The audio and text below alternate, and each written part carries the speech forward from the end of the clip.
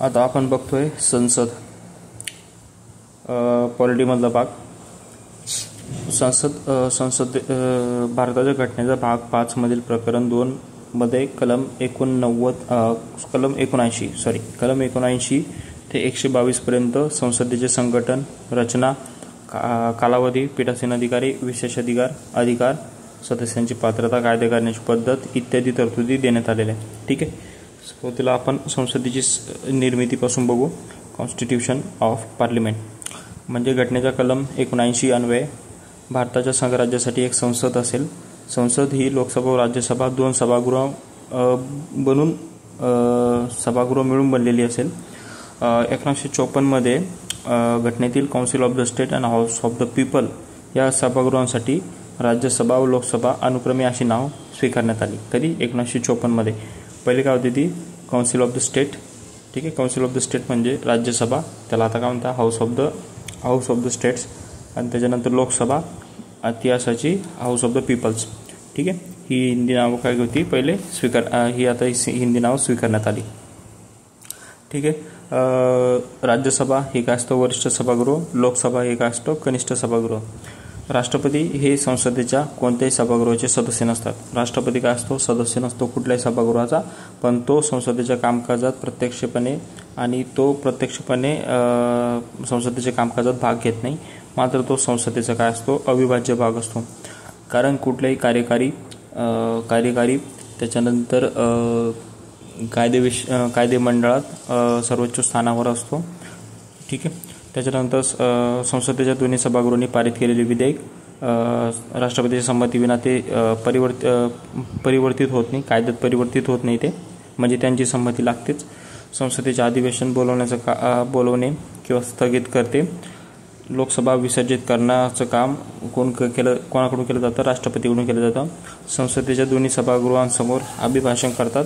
संसदेच्या विराम काळात अध्यादेश काढू शकतात. ठीक आहे. अध्यादेश काढण्याची कलम 123 मध्ये दिलेले आहे. ठीक आहे. संसदेचे विराम काळात अध्यादेश काढण्याचा अधिकार. ठीक आहे. त्याच्यानंतर पहिले बघू संसदेची रचना. संसदेमध्ये पहिलं राज्यसभा व लोकसभा येतात. त्याच्यामध्ये पहिलं बघू राज्यसभेची रचना. आता राज्यसभेची तरतूद केलेली आहे कलम 80 मध्ये. ठीक आहे. एकूण 80 मध्ये काय असतो? संसदेची निर्मिती म्हणजे एक संसद असेल. कलम 80 मध्ये असेल राज्यसभा. ची तरतूद दिलेली आहे. राज्यसभेमध्ये मॅक्झिमम 250 म्हणजे 250 इतकी सदस्य संख्या काय केलेली आहे? निश्चित केलेली आहे. ठीक आहे. सध्या त्यापैकी 238 सदस्य राज्य व केंद्रशासित प्रदेशातून घेतले जातात आणि 12 सदस्य हे राष्ट्रपतीच्या नामनिर्देशामार्फत ठेवलेले. 238 + 12 ते किती असतात? 250 सदस्य. सध्या मात्र सदस्य संख्या किती? 245. 245 पैकी 229 राज्याचे, 4 केंद्रशासित प्रदेशांचे आणि 12 जे राष्ट्रपती नॉमिनेट करतो ते 12. ठीक आहे. असे 250 सदस्य संख्या असते. आता राज्यांचे प्रतिनिधित्व. ठीक आहे. राज्यसभेमध्ये राज्यांचे प्रतिनिधित्व म्हणजे प्रत्येक राज्याचे राज्यसभेतील प्रतिनिधी त्या राज्याच्या विधानसभेच्या निवडून आलेल्या सदस्यांकडून अप्रत्यक्षपणे एकल संक्रमणीय मताद्वारे प्रमाणशीर प्रतिनिधित्व पद्धतीनुसार काय केले जातात? निवडून दिले जातात. आता राज्यसभेवर जे सदस्य असतात का ते कसे निवडून दिले जातात? ते प्रत्येक राज्याचा जो बी विधानसभा असतो, विधानसभेत जे बी निवडून आलेले सदस्य असतात ते काय करतात? अप्रत्यक्षपणे त्यांना काय करतात? निवडून देतात. प्रत्येक राज्याच्या राज्यसभेतील प्रतिनिधींची संख्या राज्यांच्या लोकसंख्येच्या आधारावर काय केलेली असते? निश्चित असते. जसं उत्तर प्रदेशमध्ये 31 आहे. महाराष्ट्राचे राज्यसभेत 19 प्रतिनिधी आहेत. म्हणजे जे 19 प्रतिनिधी असतात महाराष्ट्रातले ते काय केले जातात? जे 288 आमदार असतात किंवा विधानसभेचे जे बी निवडून आलेले सदस्य असतात 288 ते काय करतात? या 19 प्रतिनिधींची काय करतात? राज्यसभेवर नेमणूक करतात. ठीक आहे. त्याच्यानंतर ते जे सभापती असतात ते जे सदस्य असतात ते राज्यसभेत खासदार म्हणून काम करत असतात, अप्रत्यक्षपणे निवडलेले जातात. आता काय असतं? अमेरिकेचे जे वरिष्ठ सभागृह असतं ते सिनेट म्हणून ओळखलं जातं. तिथं काय असतं ना? सर्व राज्यांचे समान प्रतिनिधी असतात. 50 प्रतिनिधी 50 राज्यांना 50 राज्य असतात ना, 50 राज्यांना प्रत्येकी 2 प्रतिनिधी असतात. त्याच्यामुळे सदस्य संख्या किती होती? टोटल 100 इतकी सदस्य संख्या होते. ठीक आहे. आता ही जी निवडणुकीची पद्धती नसते ती कशी असते, गुप्त मतदान पद्धतीची जागी खुल्या मतदान पद्धतीची तरतूद करण्यात आलेली आहे. ती कधीपासून करण्यात आली? 2003 संसदेच्या लोकप्रतिनिधित्व कायदा त्याच्यानुसार काय केली, तिला खुल्या पद्धतीनं करण्यात आलेली आहे. ठीक आहे. हे झालं राज्यांचे प्रतिनिधित्व. त्याच्यानंतर केंद्रशासित प्रदेशांचे प्रतिनिधी. आता हे किती झाले? 238 सदस्य झाले राज्य व केंद्रशासित प्रदेशांचे. ठीक आहे. राज्यांचे प्रतिनिधी झाले. ठीक आहे. त्याच्यानंतर केंद्रशासित प्रदेशांचे प्रतिनिधी कसे येतात? ठीक आहे. म्हणजे हे जे सध्या किती 245 सदस्य संख्या आहे त्याच्यापैकी 229 सदस्य कसे आले? ते राज्यांच्या प्रतिनिधित्वाकडून आले. त्याच्यानंतर उरलेले जे 4 केंद्रशासित प्रदेशांचे प्रतिनिधी ते कसे येतात? केंद्रशासित प्रदेशांचे राज्यसभेतील प्रतिनिधी अप्रत्यक्षपणे निवडून दिले जातात. ठीक आहे. मात्र सध्या केवळ दिल्ली व पॉंडिचेरी या केंद्रशासित प्रदेशांनाच राज्यसभेत प्रतिनिधित्व आहे. इतर केंद्रशासित प्रदेशांची लोकसंख्या खूपच कमी असल्यामुळे तिथं राज्यसभेत सध्या प्रतिनिधित्व नाही आहे. त्याच्यामुळे दिल्लीचे 3 व पॉंडिचेरीचा 1 राज्यसभेत 1 सदस्य काय असतो? राज्यसभेत असतो. ठीक आहे. म्हणजे केंद्रशासित प्रदेशांचे पण काय असतात? 4 सदस्य असतात. दिल्लीची 3 असतात, पॉंडिचेरीचा 1 असतो. असे टोटल 4 केंद्रशासित प्रदेशांचे प्रतिनिधी ते बी अप्रत्यक्षपणे निवडून दिले जातात. ठीक आहे. त्याच्यानंतर नामनिर्देशित सदस्य, नॉमिनेटेड सदस्य. आता राष्ट्रपती काय करतात? 12 व्यक्तींची राज्यसभेवर नॉमिनेट करतात. तर ते कोणते असतात? साहित्य, शास्त्र, कला व समाजसेवा या क्षेत्रातील असतात. जसं आत्ता राज्यसभेवर कोणाची निवडणूक केली आहे? सुधा मूर्तीची केली आहे. PT उषा ही आपली राज्यसभेवर आहे. ठीक आहे. अशा ज्या व्यक्ती असतात त्या नामनिर्देशित, नॉमिनेटेड, म्हणजे ते एक कलामधून आलेली आहे आणि एक समाजसेवामधून आलेली आहे. त्याच्यामुळे त्यांना काय केलेलं आहे? त्याच्या नॉमिनेट केलेलं आहे राज्यसभेवर. ठीक आहे. आता राज्यसभेतील जागांची घटक राज्य व केंद्रशासित प्रदेशांमध्ये काय केलेली आहे? विभागणी केलेली आहे. जसं महाराष्ट्रामध्ये 19 आहे, तसं दिल्लीमध्ये किती आहे? 3 आहे. पॉंडिचेरीमध्ये किती आहे? 1.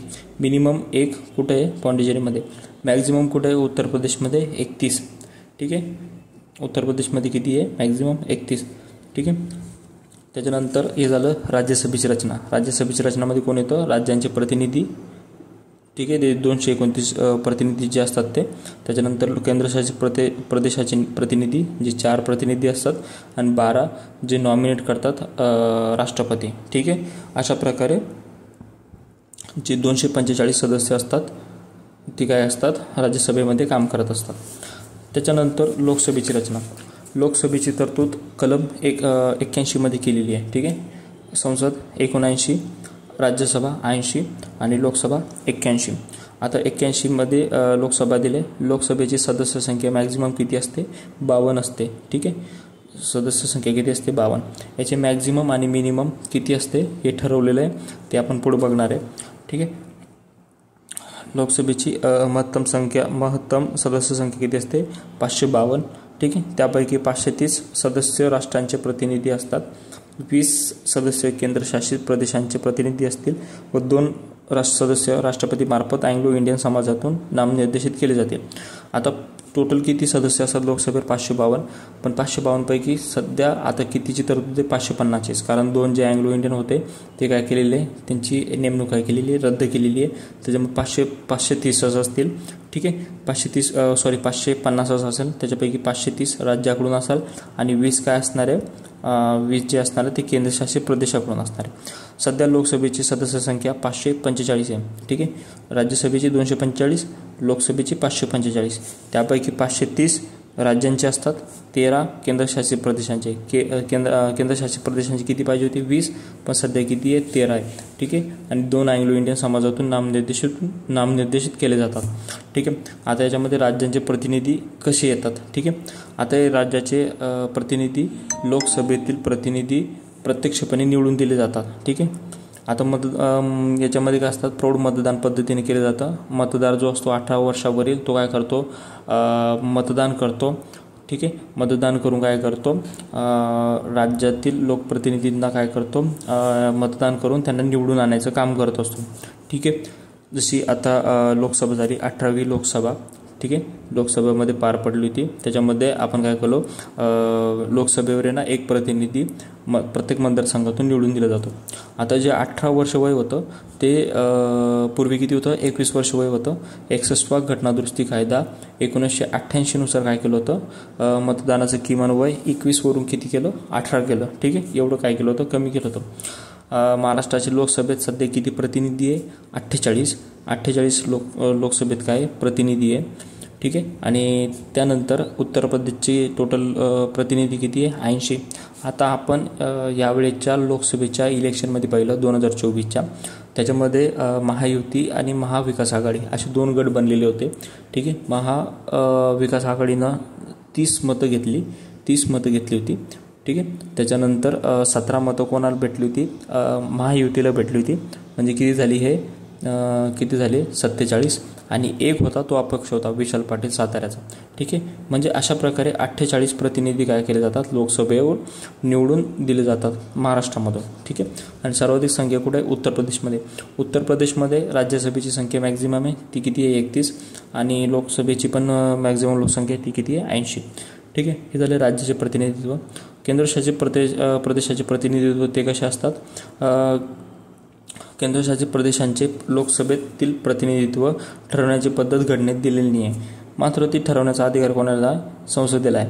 आता लोकसभे काय करतात, लोकसभेसाठी प्रत्यक्ष निवडणुकीद्वारेच काय केलं जातं, त्यांची निवडणूक घडवून आणली जाते. केंद्रशासित प्रदेशांच्या एकूण 20 प्रतिनिधींची तरतूद असली तरी सध्या केवळ काय केले जातात, 13 प्रतिनिधी लोकसभेवर निवडून आणले जातात. दिल्लीचे 7 प्रतिनिधी दिल्लीचे असतात, आणि उर्वरित केंद्रशासित प्रदेशांचा 1 प्रतिनिधी असतो. आता आपण जर बघितलं की दिल्लीमध्ये किती टोटल सीट किती होती, 7 सीटं होती. 7चे 7 कोण जिंकले, भाजपाने जिंकले होते. ठीक आहे, भाजपा म्हणजे BJP गव्हर्नमेंटने. त्याच्यामुळं हे जे केंद्रशासित प्रदेशामध्ये टोटल किती असतात, 13 सदस्य असतात. त्याच्यापैकी 7 यांनी जिंकले, आणि 6 बाकीचे जे बी केंद्रशासित प्रदेश आहे प्रत्येकी 1 असा त्यांचा प्रतिनिधी होता. त्याच्यानंतर नामनिर्देशित सदस्य कलम 331 अंतर्गत अँग्लो इंडियन समाजातील महत्तम 2 म्हणजे मॅक्झिमम 2 सदस्य लोकसभेवर काय केले जातात, नामनिर्देशित केले जातात. आता या समाजाला लोकसभेत पर्याप्त प्रतिनिधित्व मिळालेले नाही अशी राष्ट्रपतींची खात्री जर झाल्यास, की बाबा अँग्लो इंडियनचे 2 लोकांना जर प्रतिनिधित्व नाही भेटलं, असे राष्ट्रपती काय करतात, खात्री करतात, तरच त्यांना काय करतात, निवडणुकीसाठी उभं करतात. आता घटनादुरुस्ती 104/2020 नुसार काय केलेलं आहे, ही काय केलेलं आहे, बंद केलेलं आहे. आता ते काय केलेलं आहे, 2020 पूर्वी काय केलं होतं, 95वी घटनादुरुस्ती 2009मध्ये काय केलं होतं त्यांनी, तर ते जी निवडणूक आहे ती 2020पर्यंत वाढवण्यात आलेली होती. आता 2020पर्यंत घटनादुरुस्ती केल्यामुळं जे आताचं सरकार आहे त्यांनी 2 अँग्लो इंडियनची जी बी सीट्स होते ती काय केली, कॅन्सल केली. ठीक आहे, आणि घटनादुरुस्ती 20 नुसार. ठीक आहे, या अशा प्रकारे काय केले जातात, राज्यांचे प्रतिनिधित्व इथून काय केले जातात, 530 सदस्य निवडले जातात. त्याच्यानंतर केंद्रशासित प्रदेश इथून 13 सदस्य निवडले जातात. ठीक आहे, आणि नामनिर्देशित सदस्य इथून 3 सदस्य म्हणजे असे टोटल 545 सदस्य काय केले जातात, निवडले जातात. आता प्रत्येक राज्यवाईज काय केलेलं आहे, जागा अलॉट केलेल्या आहे. जसं महाराष्ट्रामध्ये 48 जागा असतात. ठीक आहे, 48 जागा असतात, आणि उत्तर प्रदेशमध्ये 80 जागा असतात. ठीक आहे, त्याच्यानंतर केंद्रशासित प्रदेश जर म्हटलं, दिल्लीमध्ये किती असतात, 7 असतात, आणि बाकीचे 6 केंद्रशासित प्रदेश तिथं किती असतात, 1. ते 6 केंद्रशासित प्रदेश कोणते असतात, अंदमान निकोबार 1, चंदीगडमध्ये 1 असतो, दमण व दीवमध्ये 1 असतो, लक्षद्वीपमध्ये 1, आणि पाँडिचेरीमध्ये 1 असतो. ठीक आहे, आता आरक्षित जागा केलेल्या असतात अनुसूचित जातीसाठी, अनुसूचित जमातीसाठी म्हणजे SC साठी किती, ST साठी किती. तर महाराष्ट्रामध्ये 48 जागापैकी 5 जागा SC साठी दिल्या जातात, आणि 4 जागा अनुसूचित जमातीसाठी ST साठी दिल्या जातात. ठीक आहे, त्याच्यानंतर लोकसभा निवडणूक व्यवस्था. आता लोकसभेची निवडणूक व्यवस्था कशी केली जाते. ठीक आहे, तर पहिलं आहे की प्रादेशिक मतदारसंघाची रचना केली जाते. दुसरं, प्रत्येक जनगणनेनंतर पुनर्रचना केली जाते. त्याच्यानंतर तिसरं, जागांचं काय केलं जातं, जागांमध्ये काय असतं, आरक्षण असतं. ठीक आहे, अशा प्रकारे काय केलं जाते, लोकसभेची निवडणूक व्यवस्था केली जाते. तर पहिलं प्रादेशिक मतदारसंघ. काय केलं जातं, लोकसभेच्या प्रत्येक निवडणुकासाठी काय केलं जातं, प्रत्येक राज्याचं प्रादेशिक मतदारसंघामध्ये डिवायडेशन केलं जातं, विभाजन केलं जातं. लोकसभेतील प्रतिनिधित्वासाठी लोकसंख्या हा काय असतो निकष, म्हणजे लोकसंख्येच्या बेसिसवर काय केलं जातं, राज्याचं काय केलं जातं, डिवायडेशन केलं जातं की 48 जर जागा द्यायच्या आहे तर लोकसंख्येच्या हिशोबानं कुठल्या मतदारसंघाला किती लोकसंख्या येईल त्या हिशोबाने. ठीक आहे. आता 2 आधारावर प्रतिनिधित्वाची समरूपता म्हणजे युनिफॉर्मिटी साध्य करणं गरजेचे असते. एक की राज्यांमध्ये प्रतिनिधित्वाची समरूपता, म्हणजे आता महाराष्ट्रामध्ये काय असतं, लोकसंख्या किती 11 कोटी आहे, 11,23 लाख. आणि त्याच ठिकाणी आपण जर म्हटलं कर्नाटकची किंवा पंजाबची यांची काय असते लोकसंख्या, यांची काय असते लोकसंख्या कमी आहे. ठीक आहे. यांच्या लोकसंख्येनुसार आता जे 48 जागा डिवाइड केल्या आपण काय केल्या लोकसंख्येनुसार, तर ती प्रत्येक लोकसंख्या ज्या एका मतदारसंघाला ती 30 लोकसंख्या पंजाबसाठी कर्नाटकसाठी असेल, म्हणजे याचा अर्थ असा असतो. त्याच्यानंतर एका राज्यातील मतदारसंघामध्ये प्रतिनिधित्वाची समरूपता. ठीक आहे. हे साध्य करण्यासाठी कलम 81(1)(2) मध्ये तरतूद दिली आहे. त्याच्यामध्ये 2 तरतुदी होता. राज्यांमध्ये प्रतिनिधित्वाची समरूपता साध्य करण्यासाठी प्रत्येक राज्याला जागा ज्या असतात, जागांची संख्या व त्या राज्याची लोकसंख्या याचे गुणोत्तर सर्व राज्यांच्या बाबतीत जवळजवळ सारखं असतं. जसं मी सांगितलं की जो रेशो असतो म्हणजे 11,23 लाख महाराष्ट्राची लोकसंख्या डिवाइड बाय 48, जी पण लोकसंख्या आहे ती लोकसंख्या सगळ्या राज्यांसाठी काय असेल, सारखी असेल. त्याच्यानंतर दुसरं काय आहे, एका राज्यातील मतदारसंघामध्ये प्रतिनिधित्वाची समरूपता साध्य करण्यासाठी म्हणजे प्रत्येक राज्य अशा रीतीने प्रादेशिक मतदारसंघामध्ये विभाजन करता येईल. प्रत्येक मतदारसंघाची लोकसंख्या त्या राज्यास मिळालेल्या लोकसभेतील जागांची संख्या यांची गुणोत्तर सर्व मतदारसंघाच्या बाबतीत काय असेल, जवळजवळ सारखी असेल. म्हणजे त्या क्षेत्रफळानुसार, म्हणजे मतदारसंघ वेगवेगळ्या क्षेत्रफळाचे असतील.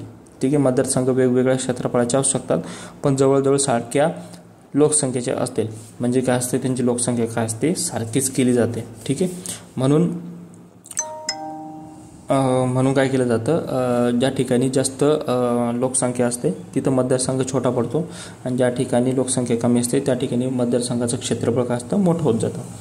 त्याच्यानंतर दुसरं, प्रत्येक जनगणनेनंतर पुनर्रचना. आता याची कलम केलेली कलम 82 मध्ये, प्रत्येक जनगणनेनंतर पुनर्रचना.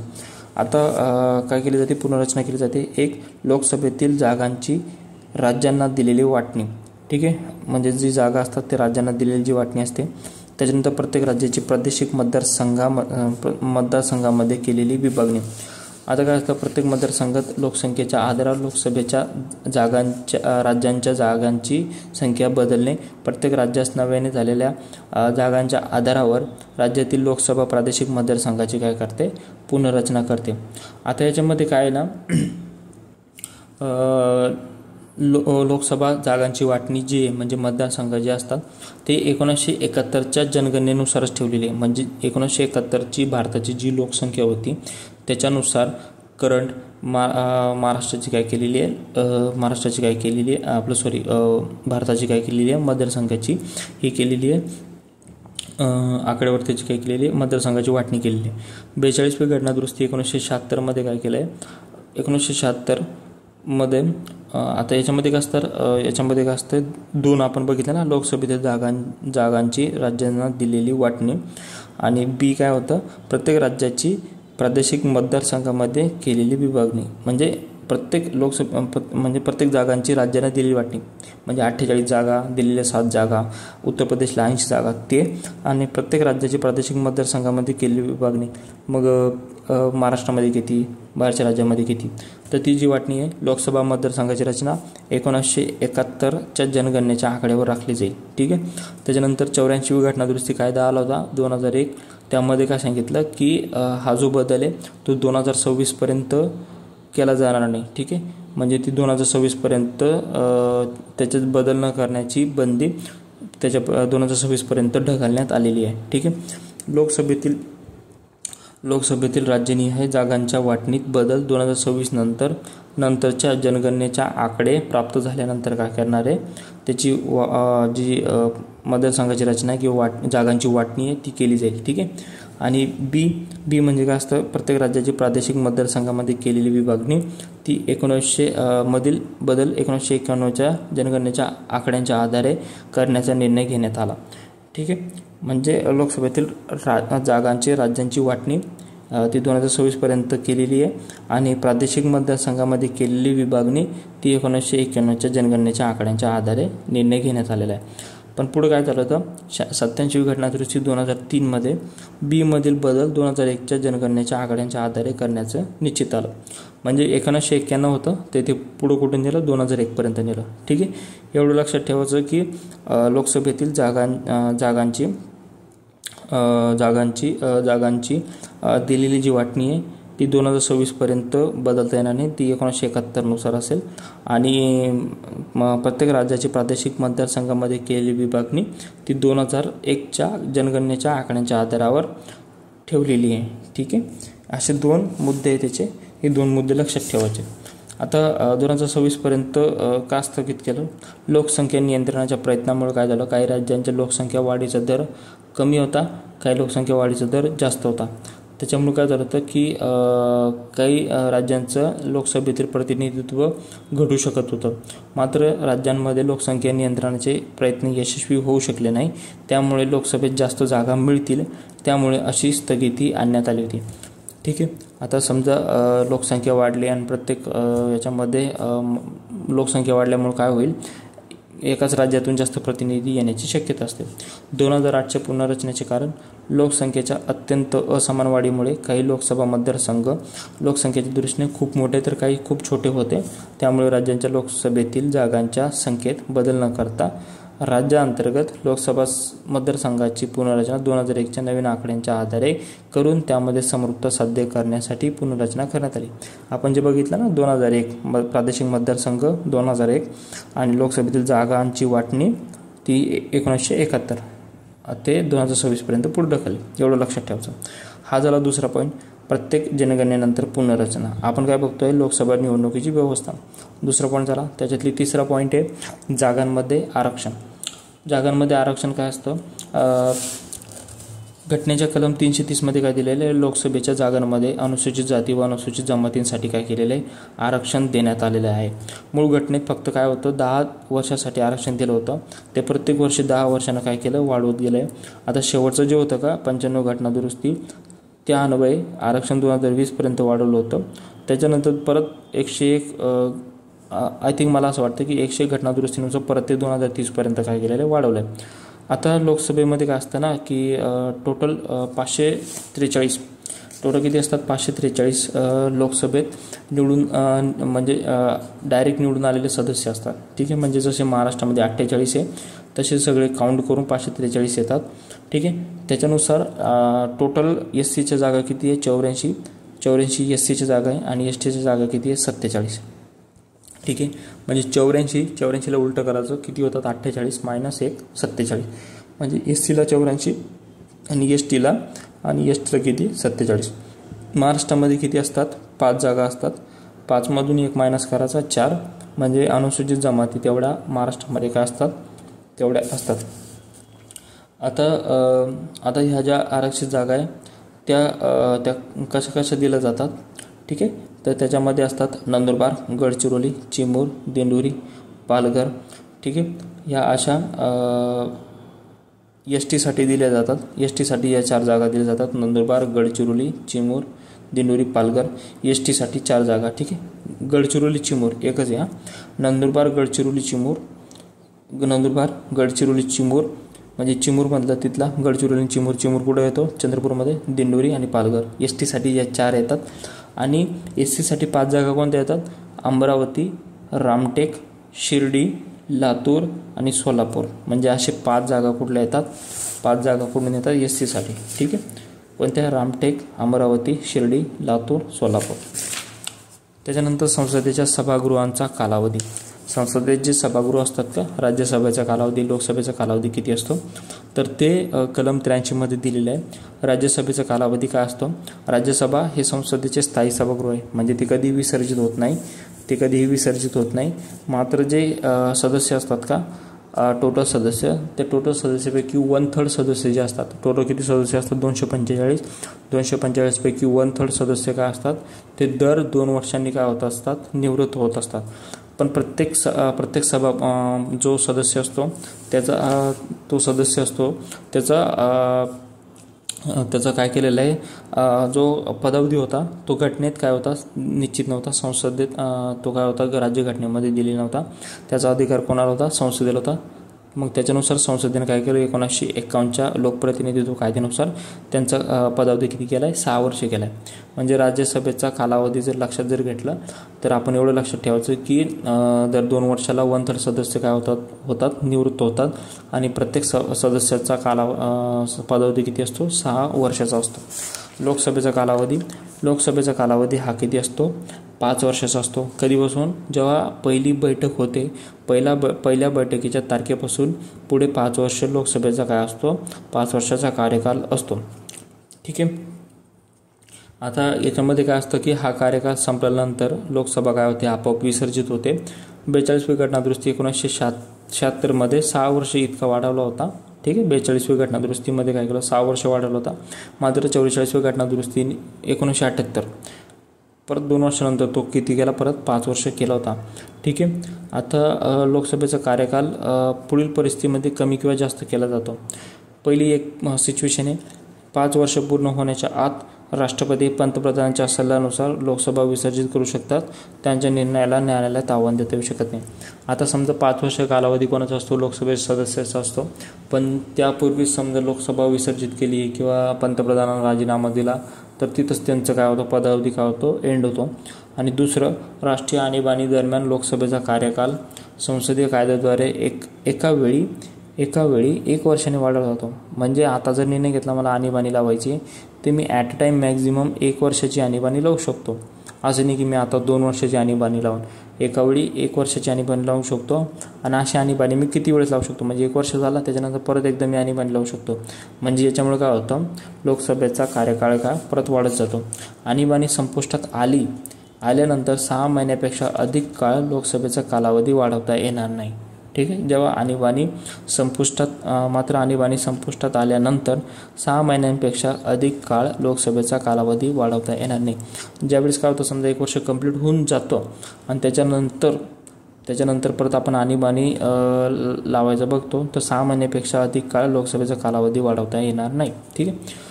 तो 1 वर्षाने 2 वेळा वाढवण्यात आला होता मागं एकदा 5व्या लोकसभेच्या कार्यकाळाच्या वेळेस. ठीक आहे. म्हणजे असं राज्यसभेचा कालावधी आणि लोकसभेचा कालावधी. संसद सदस्यत्वासाठी पात्रता व अपात्रता, म्हणजे संसद सदस्य जे असतात त्यांची पात्रता काय असते, अपात्रता. जसं आपण बघतो राष्ट्रपतीची पात्रता, वय किती पाहिजे, त्याचं नागरिकत्व कसं पाहिजे, त्याच्यानंतर त्याला कुठली पात्रता पाहिजे त्या हिशोबानं. ठीक आहे. आता संसद सदस्य म्हणजे त्याच्यामध्ये कोण येतो, पंतप्रधान पण येतो. पंतप्रधान पकडून सगळे जे सदस्य येतात त्यांचा पण, म्हणजे आपण पंतप्रधानाचा पात्रता नाही जरी बघितली तरी आपण ती जी पात्रता असते ती सेम असते. कलम 84 नुसार संसद सदस्याची पात्रता दिलेली आहे. त्याच्यामध्ये पहिली पात्रता काय, तो भारताचा नागरिक असावा. ठीक आहे. दुसरं काय असणार आहे, निवडणूक आयोगाने प्राधिकृत केलेल्या व्यक्तीसमोर घटनेच्या 3ऱ्या अनुसूचीमध्ये दिलेल्या नमुन्यानुसार शपथ घेऊन किंवा प्रतिज्ञा करून त्याखाली सही केलेली असावी. आता तो काय करतो, शपथ घेतो आणि सही करतो. आपण बघितलं टी व्हीमध्ये जेव्हा शपथ होती, शपथच्या नंतर ते काय करतात, सही करतात. त्याच्यानंतर दुसरं काय दिलं आहे, राज्यसभेतील जागासाठी वय किती दिलेलं आहे, 30 वर्ष. आणि लोकसभेच्या जागासाठी वय किती दिलेलं आहे, 25 वर्ष. ठीक आहे. म्हणजे राज्यसभेत जे बी निवडणूक लढवायची आहे ते तर अप्रत्यक्षपणे येतात. ठीक आहे. त्याच्यात जर निवडणूक लढवायची आहे अप्रत्यक्षपणे किती येतात, ते 229 येतात. ठीक आहे. 4 केंद्रशासित प्रदेशांचे आणि 12 जण काय असतात ते याचे 12 जण काय असतात, नॉमिनेटेड असतात राष्ट्रपतीचे. तसे तर ते जे असतात का, तर ते किती असतात, 30 वर्ष मिनिमम त्यांचं काय असतं, वय ठेवलेलं आहे. आणि लोकसभेची निवडणूक लढवण्यासाठी 25 वर्ष. आता सेम विधिमंडळामध्ये जर म्हटलं तर विधान परिषदेत जो बी असतो त्याच्यासाठी 30 वर्षाचं वय लागतं आणि विधानसभेमध्ये जो बी निवडणूक लढतो त्याच्यासाठी 25 वर्ष वय लागतं. फक्त स्थानिक स्वराज्य संस्थेसाठी 21 वर्ष वय लागतं आणि मतदान करण्यासाठी 18 वर्षाचं वय लागतं. ठीक आहे. राष्ट्रपती, राज्यपाल आणि उपराष्ट्रपती यांचं वय 35 वर्ष असतं. राज्यसभा व विधान परिषद यांच्यासाठी 30 वर्ष असतं. लोकसभा, विधानसभा यांच्यासाठी 25 वर्ष असतं. स्थानिक स्वराज्य संस्थेसाठी 21 वर्ष. मतदानाचं वय 18 वर्ष. ठीक आहे. त्याच्यानंतर संसद कायद्याने वेळोवेळी विहित केलेल्या पात्रता त्यांना काय केल्या पाहिजे, धारण केलेला पाहिजे. ठीक आहे. आणि हा जो प्रतिनिधी असतो राज्यसभेसाठी किंवा लोकसभेसाठी हा संसदीय मतदारसंघातील नोंदणीकृत मतदार असावा. म्हणजे ज्या मतदारसंघात आहे त्या मतदारसंघात तो काय असला पाहिजे, नोंदणीकृत मतदार असावा. आता ही पात्रता काय होती, आता प्रतिनिधित्व कायदा 1951 मध्ये केलेल्या तरतुदी होत्या. या लोकसभा किंवा राज्यसभासाठी जो बी सदस्य असतो तो कोणत्याही देशात कोणत्याही संसदीय मतदारसंघातील नोंदणीकृत मतदारसंघ असावा. कोणत्याही मतदारसंघामध्ये नोंदणीकृत म्हणजे काय असणार, तो भारताचा मतदारच असेल ना कुठल्या याच्यामध्ये, आणि तो त्याच्यानुसार काय करू शकतो, निवडणूक लढू शकतो. असं कधी केलं त्यांनी 2003 मध्ये. आता काय झालं होतं की पहिले काय होतं, असं काय केलं होतं, जो बी सदस्य निवडणूक लढतो तो त्याच ज्या मतदारसंघात आहे, ज्या राज्यात आहे त्या राज्याचाच पाहिजे होता. ठीक आहे. पण अशी पात्रता आहे का ती 2003 मध्ये काढून घेण्यात आली. आता उदाहरण जर बघितलं तर राहुल गांधीची जर सदस्यत्व जर म्हटली तर ते उत्तर प्रदेशचे आहेत, पण ते निवडणूक कुठं लढवतात, केरळमध्ये, वायनाडमधून. ठीक आहे. म्हणजे ही जी पात्रता आहे ती त्यांना कधी भेटली, 2003च्या नंतर. ठीक आहे. म्हणजे ते देशातील कुठल्याही संसदीय मतदारसंघामध्ये निवडणूक लढू शकतात, पण त्या ठिकाणी ते काय पाहिजे, कुठल्याही संसदीय मतदारसंघातील नोंदणीकृत मतदार असले पाहिजे. ठीक आहे. त्याच्यानंतर SC STच्या जागेची निवडणूक लढवण्यासाठी व्यक्ती अनुक्रमे त्या समाजातीलच असावी, तसेच तो अनारक्षित जागेची निवडणूक लढवण्यासाठी सुद्धा पात्र असतो. आता SC STचे काय असतात, त्याच्या राखीव जागा असतात, त्या जागेवरच ते निवडणूक लढू शकतात. जर त्यांना जी जागा नाही भेटली त्यांना निवडणूक लढवायचीच आहे तर ते अनारक्षित जागांमध्ये सुद्धा काय करू शकतात, निवडणूक लढू शकतात. आता संसद सदस्याची पात्रता पाहिल्या आणि त्याच्यामध्ये काही अपात्रता पण असतात. आता अपात्रता काय दिलेलं आहे, कलम 102 नुसार अपात्रता आहे. त्याच्यानंतर लोकप्रतिनिधित्व 1951 नुसार काही पात्रता आहे. ठीक आहे. पक्षांतराच्या कारणावरून काय झालेले, अपात्रता झालेली आहे. तर कलम 102 नुसार अपात्रता जर म्हटलं तर जो बी निवडणूक लढतो तो सरकारचा म्हणजे भारत सरकारचा किंवा कोणत्याही राज्य शासनाच्या नियंत्रणाखाली लाभाचं पद धारण केलेलं नसावं. आता राष्ट्रपती, उपराष्ट्रपती हे जे पद जे भूषवत असतात त्यांच्यासाठी काय असतं ना की लाभाचं पद म्हणजे राष्ट्रपती, राज्यपाल, उपराष्ट्रपती किंवा एखाद्या राज्याचा मंत्री असेल.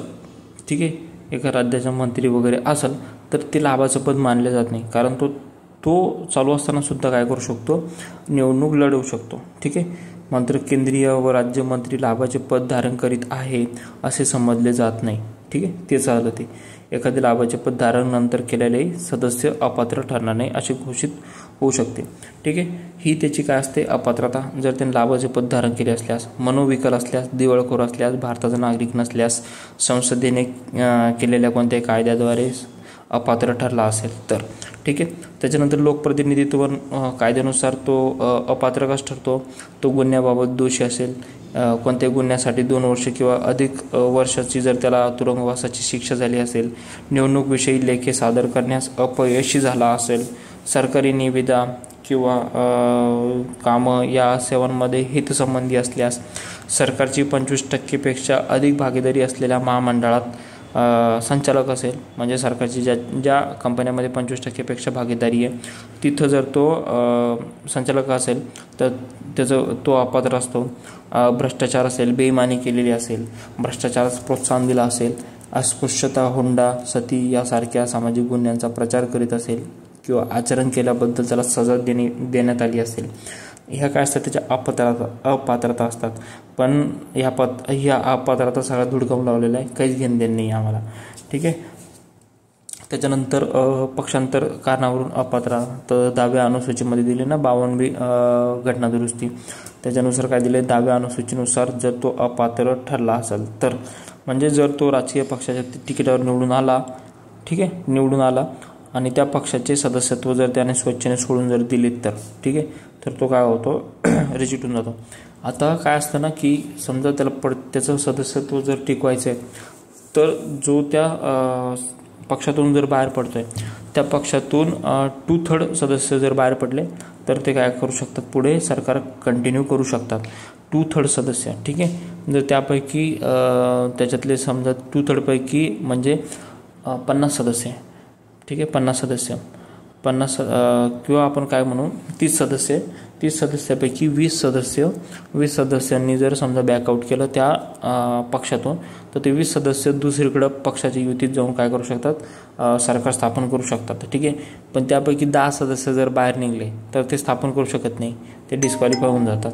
ठीक आहे. असं जर त्याने त्याच्या पक्षाने किंवा त्या पक्षाने अधिकृत केलेल्या व्यक्तीने दिलेल्या निर्देशानुसार सभागृहात किंवा संमतीविना मतदान केल्यास किंवा मतदानात गैरहजर राहिल्यास पक्षाने किंवा त्या प्राधिकरणाने, म्हणजे जो असतो काय असतो तो व्हीप असतो, त्याच मतदानाच्या तारखेनुसार 15 दिवसाच्या आत माफ न केल्यास त्याला काय असतं, अपात्र ठरवलं जातं. ठीक आहे. या गोष्टी काय असतात अपात्रतेच्या. पहिले काय बघितलं, पात्रतेच्या. त्याच्यानंतर जागा रिक्त करणे, म्हणजे जागा कशी रिक्त होते, तर घटनेच्या कलम 101 मध्ये दिलं आहे की संसद सदस्यास पुढील परिस्थितीमध्ये सभागृहातील जागा रिक्त करावी लागते. आता जागा कधी रिक्त होते, एक आहे जेव्हा दुहेरी सदस्यत्व असतं, दुसरं काय असतं अपात्रता असते, तिसरं राजीनामा दिला तेव्हा, चौथं अनुपस्थिती, पाचवं इतरमध्ये. आता दुहेरी सदस्यत्व काय असतं की कोणताही व्यक्ती जर असेल तो संसदेच्या दोन्ही सभागृहाचा एकाच वेळी सदस्य जर असेल तर, ठीक आहे, तर त्याला काय करावं लागतं, एका सदस्यत्वाचा काय करावं लागतो, राजीनामा द्यावा लागतो. जर एखाद्या सभागृहाचा सदस्य कार्यरत सदस्य दुसऱ्या सभागृहाचा सदस्य म्हणून निवडून आला तर त्याला पहिल्या सभागृहाची जागा काय करावी लागते, रिक्त करावी लागते. जर एखादा व्यक्ती संसदेच्या दोन्ही सभागृहाचा सदस्य म्हणून निवडून आला, 10 दिवसाच्या आत त्याला कोणत्या सभागृहात कार्य करायचं आहे ते सूचित करावं लागतं आणि एक जागा काय करावं लागते, सूचित करावं लागते. आणि अन्यथा काय होतं, त्याची राज्यसभेतील जागा काय होते, रिक्त होते. ठीक आहे. म्हणजे दोन्ही जागेवर आला आणि त्यानं निर्णय नाही जर घेतला तर राज्यसभेतील जागा रिक्त होते. ठीक आहे. त्याच्यानंतर दोन्ही जागांवर निवडून आला तर एका जागेची निवड करणे गरजेचे असते. ठीक आहे. नाहीतर काय होतं 10 दिवसाच्या आत. ठीक आहे. आणि समजा ते पहिलं आणि दोन्ही जागावर जर निवडून आला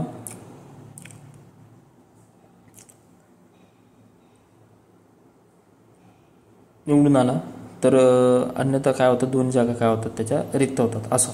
त्याच्यानंतर अपात्रता आपण बघितल्या, अपात्रतेनुसार तो काय होतो त्याची जागा काय होते, रिक्त होते. त्याच्यानंतर राजीनामा, त्यानं जर राजीनामा दिला, राज्यसभेचा कोणाकडे देतो, सदस्य सभापतीकडे देतो, लोकसभेचा अध्यक्षांकडे देतो, त्याच्यामुळे त्याची जागा काय होते, रिक्त होते. अनुपस्थितीत म्हणजे तो कोणत्याही संसदेच्या कोणत्याही सभागृहाचा सदस्य संमतीविना 60 दिवसाच्या कालावधीमध्ये त्या सभांना किंवा सर्व सभांना अनुपस्थित राहिला तर त्याची जागा काय होते, रिक्त होते. किती, 60 दिवसाच्या कालावधीमध्ये. त्याच्यानंतर इतर असेल, त्याची समजा हकालपट्टी जर केली, तो जर राष्ट्रपती उपराष्ट्रपती जर म्हणून निवडून आला, राज्यपाल म्हणून निवडून जर आला तर ते पद भूषवण्यासाठी त्याला या जागा सोडाव्या लागतात. या काय असतात, त्याच्या जागा रिक्त करणे. कलम 101 अन्वये ह्या काय केलेल्या आहे त्याच्यात जागा होतात. ठीक आहे. त्याच्यानंतर शपथ व प्रतिज्ञा. ठीक आहे. हा जो सदस्य असतो हा काय असतो, तो संसदेच्या दोन्ही सभागृहातील प्रत्येक सदस्यात आपले पद ग्रहण करण्यापूर्वी राष्ट्रपतीसमोर काय घ्यावं लागते, शपथ घ्यावी लागते. ठीक आहे. यांना काय करावं लागतं, शपथ घ्यावी लागते. त्याच्यानंतर कलम 104 अंतर्गत दंड, त्यांना काय असतं, काही दंड ठोठावलेला असतो. आता दंड कशासाठी, एखाद्या व्यक्ती पुढील परिस्थितीमध्ये संसदेच्या सभागृहात स्थानापन्न झाल्यास किंवा त्याने मतदान केल्यास तो प्रतिदिन 500 रुपये दंडास पात्र असतो. का? तर कारण काय आहे, जर त्याने शपथ घेण्यापूर्वी किंवा प्रतिज्ञा करण्यापूर्वी असे केल्यास. ठीक आहे, असे केल्यास म्हणजे काय असतो, जर एखाद्या व्यक्ती संसदेच्या सभागृहात स्थानापन्न झाला म्हणजे त्यानं जर शपथ न घेता किंवा प्रतिज्ञा न करता जर स्थानापन्न जर झाला तर त्याला काय केला जातो, दंड केला जातो.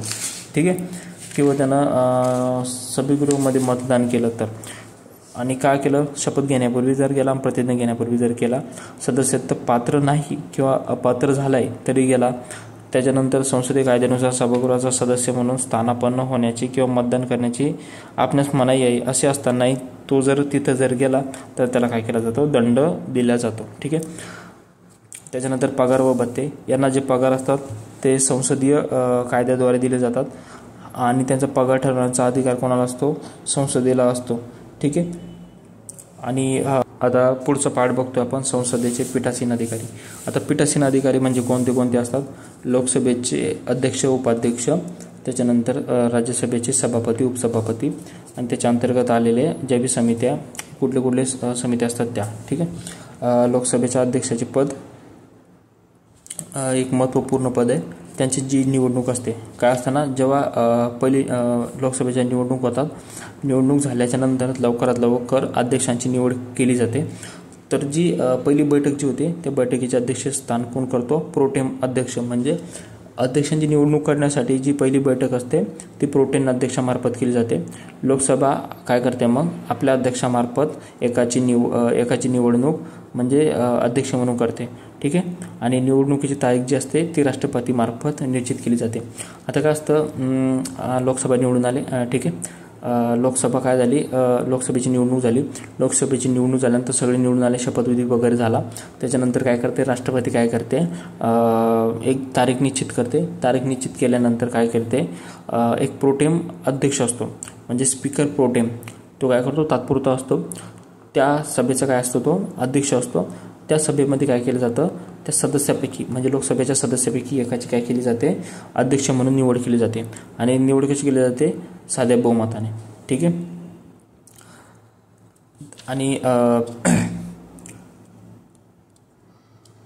आणि लोकसभेचा जर कार्यकाल संपण्याच्या आत अध्यक्षांचे पद रिक्त जर झाल्यास तर लोकसभा दुसऱ्या सदस्याची निवड काय करते, अध्यक्ष म्हणून करते.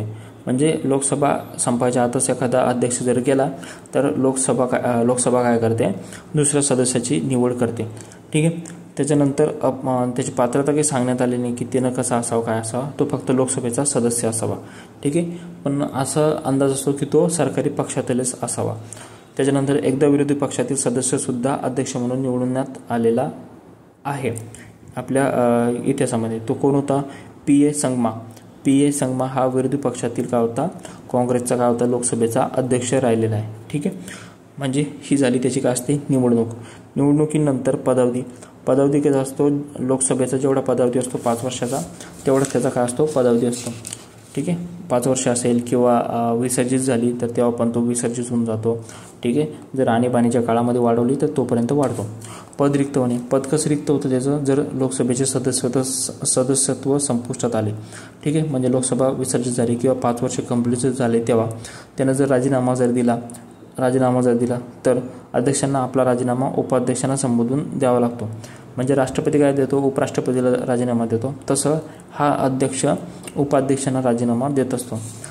त्याच्यानंतर लोकसभेने ठराव पास जर केला कायचा, त्यांना पदावरून दूर करण्यासाठी 14 दिवस अगोदर काय लागते, नोटीस लागते. किमान 50 सदस्यांच्या सह्या असलेले दिल्याशिवाय ते मांडता येत नाही. आता हे जे 50 सदस्य असतात, आपण बघितलं की राष्ट्रपतीची निवडणूक करण्यासाठी काय असतात, 50 सदस्यांचं अनुमोदन लागतं. 50 सदस्यांचं काय असतं, अनुमोदन लागत असतं. 50 सदस्यांचं कशामध्ये, राज्यसभेमध्ये. आणि 100 सदस्य कुठे लागत असतात, 100 सदस्य कुठे लागत असतात, लोकसभेमध्ये. थोडीशी एक मिस्टेक झाली. राष्ट्रपती जेव्हा निवडणूक लढत असतो, जेव्हा त्याला अर्ज करायचा असतो राष्ट्रपतीच्या निवडणुकीसाठी, तर त्याला 50 जणांचा काय पाहिजे, मतदात्यांचा पाठिंबा पाहिजे असतो. आणि किमान 50 जणांचा काय लागतो, अनुमोदन लागतं. तेच उपराष्ट्रपतीसाठी 50 जणांचा पाठिंबा लागतो आणि 20 जणांचा पाठिंबा लागतो उपराष्ट्रपतीसाठी आणि 20 जणांचं काय लागतं अनुमोदन. म्हणजे राष्ट्रपतीसाठी 50 जणांचा पाठिंबा अनुमोदन आणि 20-20 जणांचा पाठिंबा अनुमोदन उपराष्ट्रपतीसाठी. पण पदरिक्त जर त्याला पदावरून जर काढायचे लोकसभेच्या अध्यक्षाला तर 50 जणांच्या काय पाहिजे किमान सदस्य पाहिजे, सह्या पाहिजे. 50 जणांच्या काय लागतो सह्या. म्हणजे हा डिफरन्स आहे. त्याला पदावर जर आणायचं आहे, त्याला जर निवडणूक लढवायची राष्ट्रपती उपराष्ट्रपतीला तर त्याला 50-20 जणांची सदस्यांची काय लागते अनुमोदन आणि याला पदावरून काढायचे लोकसभेच्या अध्यक्षाला तर 50 सदस्यांच्या काय सह्या लागतात. आपण जे म्हटलं की लोकसभेचे 100 सदस्य आणि राज्यसभेचे 50 सदस्य किंवा होतं ते, तर ते कुठल्या तरी एका लेक्चरमध्ये ते आपल्याला शोधावं लागेल, ते बघावं लागेल. ठीक आहे. आता हे झालं पद रिक्त होणे, पद कसं रिक्त होतं ते. ठीक आहे. अध्यक्षांना पदावरून दूर करण्याचा ठराव लोकसभेच्या विचाराधीन असतो. अध्यक्ष हजर असले तर लोकसभेचे अध्यक्षस्थान बसवू शकत नाही, मात्र त्यांना लोकसभेत भाषण करण्याचा, त्याच्यात कामकाजात भाग घेण्याचा अधिकार असतो. तेवढ्या काळात त्या ठरावावर अन्य कोणत्याही बाबीवर केवळ पहिल्या फेरीतच मतदान करण्याचा हक्क असतो. मात्र मतदानाच्या समसमानतेच्या स्थितीत म्हणजे इक्वॅलिटी ऑफ द वोट मतदानाचा हक्क नसतो. म्हणजे त्यांना पदावरून पद रिक्त होणे. ठीक आहे. याच्यामध्ये हे बघितलं आपण. लोकसभेचं सदस्यत्व संपुष्टात येतं राजीनामा जर दिला कोणाला उपाध्यक्षाला, जर त्यांना पदावरून दूर करण्याचा ठराव जर मांडला तर. ठीक आहे. आणि जर दोषारोप जर निश्चित झाला तर ते संदिग्ध असून चालत नाही, त्यांना पदावरून काय करावं लागतं काढलं जातं. ठीक आहे. त्याच्यानंतर त्यांची भूमिका, अधिकार व कार्य. लोकसभेच्या अध्यक्षांना व्यापक नियमात्मक प्रशासकीय अधिकार दिलेले आहे. त्यातले ते अधिकार काय की लोकसभेच्या अध्यक्षांना पुढील 3 स्रोतापासून अधिकार भेटतात. ते काय म्हणतात, भारतीय घटना, लोकसभेचे कार्यपद्धतीचे नियम, संसदीय संकेत परंपरा ज्या आलेल्या आहे त्या. ठीक आहे. आता जर कामकाज जर पहिलं कामकाज पाहू. सभागृहाच्या कामकाजाचे नियमन म्हणजे जे लोकसभेच्या अध्यक्षांचे कार्य, अधिकार, भूमिका आहे ते आपण बघतोय आता. त्याच्यात काय पहिलं सभागृहाच्या कामकाजाचे नियमन करणे. अध्यक्ष समित्या असतात, अध्यक्षांची प्रशासकीय भूमिका, अध्यक्ष व आंतरसंसदीय संबंध. ठीक आहे. या गोष्टी. आता पहिलं आहे की सभागृहाच्या कामकाजाचे नियमन. अध्यक्ष काय असतो, लोकसभेच्या बैठकीचे अध्यक्षस्थान काय करत असतो, भूषवत असतो. अध्यक्षस्थान काय करत असतो, भूषवत असतो. लोकसभा सदस्यांना प्रश्न पुरवणी, प्रश्न विचारण्याची परवानगी देण्याचा व नाकारण्याचा अधिकार अध्यक्षांना असतो. ठीक आहे. सभागृहात भारताची घटना, कार्यपद्धती, नियम, संसदीय परंपरा, अंतिम अर्थ लावण्याचा हक्क कोणाला असतो, लोकसभा अध्यक्षाला असतो. त्याच्यानंतर गणसंख्येच्या अभावी सभा तहकूब करणे किंवा सभा निलंबित करण्याचा अधिकार कोणाला असतो, अध्यक्षांना असतो. कोणती सभा, लोकसभेची सभा. ठीक आहे. म्हणजे 110 गणसंख्या सभागृहासाठी पाहिजे तरच ती काय असते, गणसंख्या पूर्ती होत असते. ठीक आहे. गणसंख्या म्हणजे कोरम. सभागृहाची सभा भरण्यासाठी एकूण सदस्य संख्येच्या किमान 1/10 सदस्य असणे गरजेचे असते. लोकसभेचे अध्यक्ष सभागृहात पहिल्या मतदानाच्या फेरीत आपले मत देत नाही, मात्र मतांच्या समसमानतेच्या स्थितीत आपले निर्णायक मत देऊ शकतात. ठीक आहे. त्याच्यानंतर संसदेच्या दोन्ही सभागृहांच्या बैठकीचे अध्यक्षस्थान लोकसभेचे अध्यक्ष भूषवतात. पण ते संयुक्त बैठक कोण बोलवतं, तो संयुक्त बैठक बोलवण्याचं काम कोणाकडे, राष्ट्रपतीकडे. ठीक आहे. राष्ट्रपतीकडे. एखादे सामान्य किंवा वित्तीय विधेयक पारित करतेवेळी संसदेच्या दोन्ही सभागृहांमध्ये मतभेद निर्माण जर झाल्यास राष्ट्रपती दोन्ही सभागृहांची काय करते, संयुक्त बैठक बोलते. संयुक्त बैठक कलम 108 नुसार आहे. ठीक आहे. त्याच्यानंतर अध्यक्ष सभागृहाच्या वेळी नेत्यांच्या विनंतीनुसार सभागृहाची गुप्त बैठक घेण्यास संमती देऊ शकतात. एखादे विधेयक धनविधेयक आहे किंवा नाही हे ठरवण्याचा अधिकार कोणाचा असतो, अध्यक्षांचा असतो. त्याच्यानंतर 52वी घटनादुरुस्ती अन्वये 10व्या अनुसूचित तरतुदीनुसार पक्षांतर कारणामुळे लोकसभेच्या सदस्याच्या अपात्रतेबाबत निर्णय देण्याचा अधिकार कोणाचा असतो, अध्यक्षांचा असतो. ठीक आहे. अर्थात त्यांच्या निर्णयास न्यायिक पुनर्विलोकनाचे तत्व लागू आहे. आणि हेच जी अपात्रता असते पक्षांतर कारणाबद्दल तर राष्ट्रपतीचा काय अधिकार असतो, तो निवडणूक आयुक्तासोबत चर्चा करून काय करतो, निर्णय घेतो. हे काय असतात, सभागृहाबद्दल कामकाज असतं. ज्यावेळेस अध्यक्ष नसतो त्यावेळेस उपाध्यक्ष असतो. उपाध्यक्ष जर नसेल कशामुळे उपाध्यक्ष नसेल तर त्यांची जी समिती असते त्याच्यापैकी एकाची काय केली जाते, अध्यक्ष म्हणून निवड केली जाते. ज्यावेळेस संयुक्त बैठक असते संयुक्त बैठक जेव्हा असते संसदेची त्यावेळेस अध्यक्ष लोकसभेचा अध्यक्ष असतो.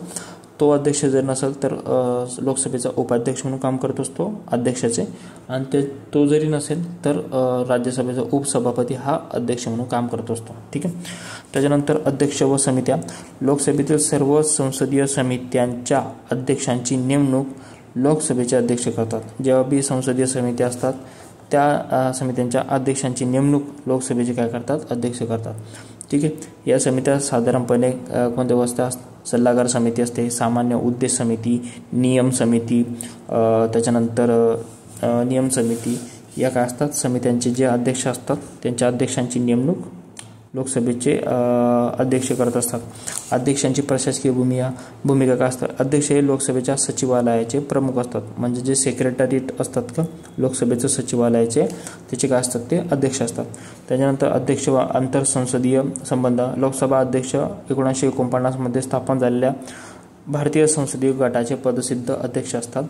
अध्यक्ष भारतातील कायदे मंडळाच्या पीठासीन अधिकाऱ्याच्या परिषदेचे पदसिद्ध अध्यक्ष म्हणूनही काम करतात. ठीक आहे. म्हणजे भारतीय संसदीय गट जो असतो का त्याचे पदसिद्ध अध्यक्ष as well as conference of presiding officers of legislative bodies in India. म्हणजे भारतातील कायदे मंडळाच्या पीठासीन अधिकाऱ्यांच्या परिषदेचे काय असतात, ते अध्यक्ष असतात. लोकसभेच्या अध्यक्षांचे हे काय असतात, त्यांचे अधिकार, कार्य आणि भूमिका बघितली आपण. आता त्याच्यानंतर लोकसभेच्या अध्यक्षांचे स्वातंत्र्य व निपक्षपातीपणा. आता ही लोकसभेचे जे अध्यक्ष असतात संवैधानिक व औपचारिक प्रमुख असतात. ठीक आहे. ते प्रमुख प्रवक्ता म्हणून काय करत असतात, काम करत असतात. त्याच्यानंतर त्यांना कामकाजात संचालनाचे उत्तरदायित्व अध्यक्षांचे असते. त्यामुळे हे पद स्वतंत्र व निपक्षपाती असणे अत्यावश्यक असते. ठीक आहे.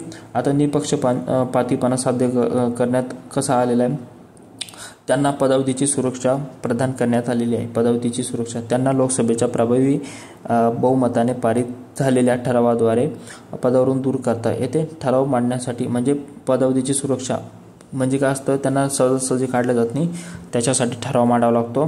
50 सदस्यांच्या सह्या काय असतात, आवश्यक असतात. त्यांचा पगार व भत्ते संसदेमार्फत ठरवला जातो. आता पंतप्रधानांचा पगार म्हणजे पंतप्रधान एक मंत्री असतो, हा सुद्धा एक मंत्रीच असतो, पण याला लोकसभेचा अध्यक्ष बनवला जातो. याचा पगार संसदेमार्फत ठरवला जातो.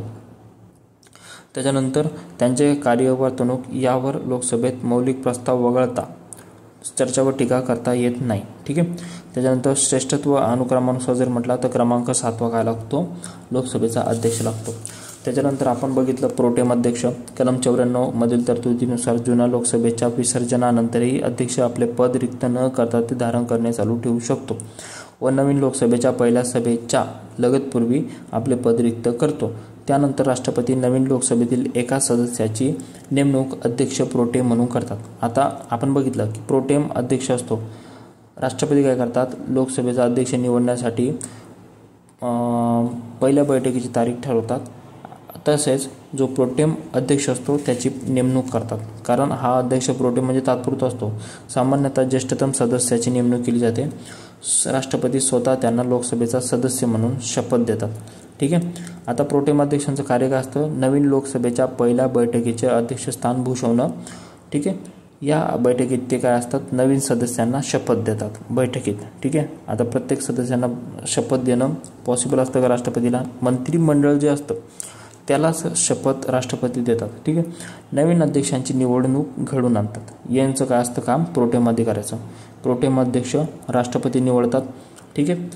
त्याचं काम काय असतं, पहिल्या बैठकीचे अध्यक्षस्थान आणि अध्यक्षाची निवडणूक घडवून आणायचं आणि जे बी सभागृहात किंवा बैठकीत जे बी आहे म्हणजे त्या सदस्यांना शपथ द्यायचं काम करतात.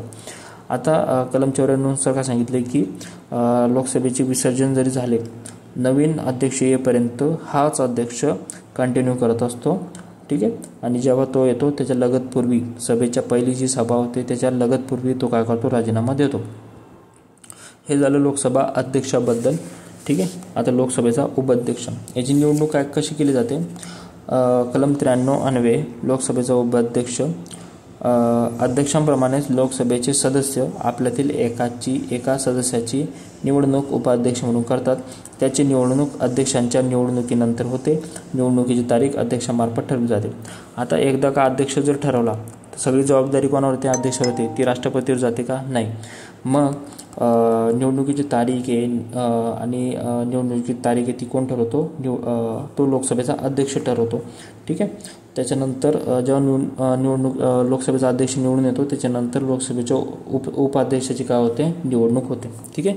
आणि आपल्या लोकसभेतील सदस्यापैकीच एकाची काय केली जाते? उपाध्यक्ष म्हणून निवड केली जाते. पदावधी काय असतो? सेम जसं अध्यक्षांप्रमाणेच असते त्याची. उपाध्यक्षसुद्धा लोकसभेच्या कालावधी दरम्यान आपले पद धारण करत असतो. लोकसभेचे सदस्यत्व संपुष्टात आल्यानंतर त्याचंही संपुष्टात येतं. त्यानं जर राजीनामा जर दिला तर त्याला जर पदावरून दूर करायचं तर त्याला ठराव मांडावा लागतो. 14 दिवस पूर्वी काय असते? त्याला काय नोटीस द्यावी लागते. प्रभावी बहुमताने ते पारित होणे काय असतं? गरजेचं असतं. ठीक आहे. त्याच्यानंतर हे राजीनामा कोणाला देतात? अध्यक्षांना राजीनामा देतात. ठीक आहे. आणि अध्यक्ष कोणाला राजीनामा देतो? उपाध्यक्षांना. आता याचं कार्य व अधिकार काय असतो? उपाध्यक्षांना सामान्यतः उपाध्यक्ष म्हणून कोणते कार्य नसते. जेव्हा लोकसभेचे अध्यक्षस्थान बसवत असतात तेव्हा उपाध्यक्ष इतर सदस्याप्रमाणेच असतो. ठीक आहे. त्याला कामकाजात लोकसभेत बोलण्याचा, कामकाजात भाग घेण्याचा, तसं मत देण्याचा हक्क असतो कारण तो लोकसभेचा सदस्य असतो. आता काय होतं ना की जेव्हा लोकसभेचा अध्यक्षाचं पद रिक्त जर असल्यास किंवा गैरहजर असल्यास त्यावेळेस काय करतं? त्याच्यामध्ये 2 ते 3 सिच्युएशन आहे. पहिली सिच्युएशन काय आहे? जेव्हा अध्यक्षाचं पद रिक्त जर झालं. ठीक आहे. अध्यक्षाचे पद रिक्त जर झालं तर अध्यक्षाची पदाची कर्तव्य पार पाडतात. जर उपाध्यक्षाचे पदही जर रिक्त जर असेल तर राष्ट्रपती प्रयोजनार्थ लोकसभेतील एखाद्या सदस्याची नियुक्ती करतात. आता राष्ट्रपतीचा रोल कधी येतो? जेव्हा लोकसभेचा अध्यक्ष किंवा उपाध्यक्ष दोन्हीचे जर पद रिक्त जर असेल, म्हणजे अध्यक्ष आणि उपाध्यक्षाचे जर पद रिक्त असेल तर राष्ट्रपती काय करतो? लोकसभेतील एखाद्या सदस्याची सदस्य म्हणून काय करतो? नियुक्ती करतो.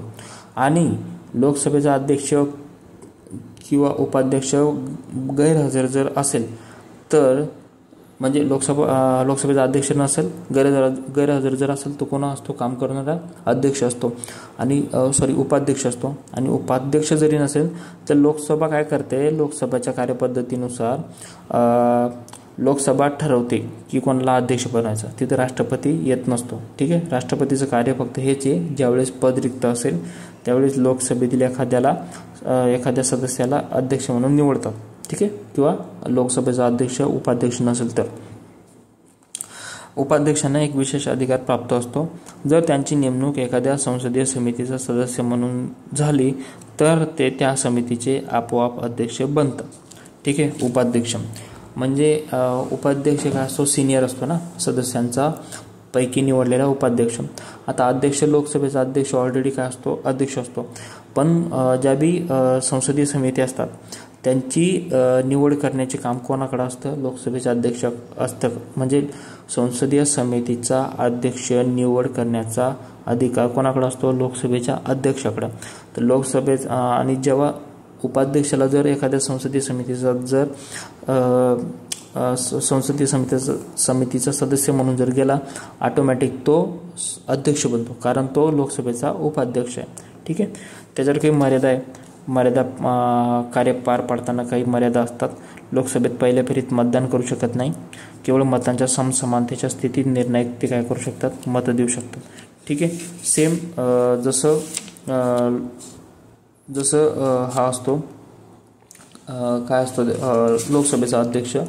लोकसभेचा जसा अध्यक्ष असतो सेम तसंच त्याचं काय असतं? काम असतं की जो पहिल्या याच्यामध्ये डायरेक्टली हे देऊ शकत नाही, काय म्हणते त्याला, मतं देऊ शकत नाही. ठीक आहे. तसेच उपाध्यक्षांना पदावरून दूर करण्याचा ठराव लोकसभेत विचाराधीन असताना ते हजर असले तरी सभागृहाच्या बैठकीचे अध्यक्षस्थान भूषवू शकत नाही. ठीक आहे. त्याच्यानंतर अध्यक्ष व उपाध्यक्षांविषयीचे इतर मुद्दे. अध्यक्ष उपाध्यक्षांना आपले पद ग्रहण करतेवेळी कोणतेही शपथ घ्यावी लागत नाही. ठीक आहे, शपथ ऑलरेडी दिलेली असेल. त्याच्यानंतर अध्यक्ष उपाध्यक्षांचा पगार संसदीय कायद्यानुसार असतो. ठीक आहे. त्याच्यानंतर हे जे अध्यक्ष उपाध्यक्ष असतात ते सरकारी पक्षातील असल्याचा पाळला जातो, असा संकेत पाळला जातो. ठीक आहे. अध्यक्ष उपाध्यक्ष यांची पदांची निर्मिती 1921 मध्ये भारतीय परिषदांचा कायदा 1919 नुसार काय केलेला आहे.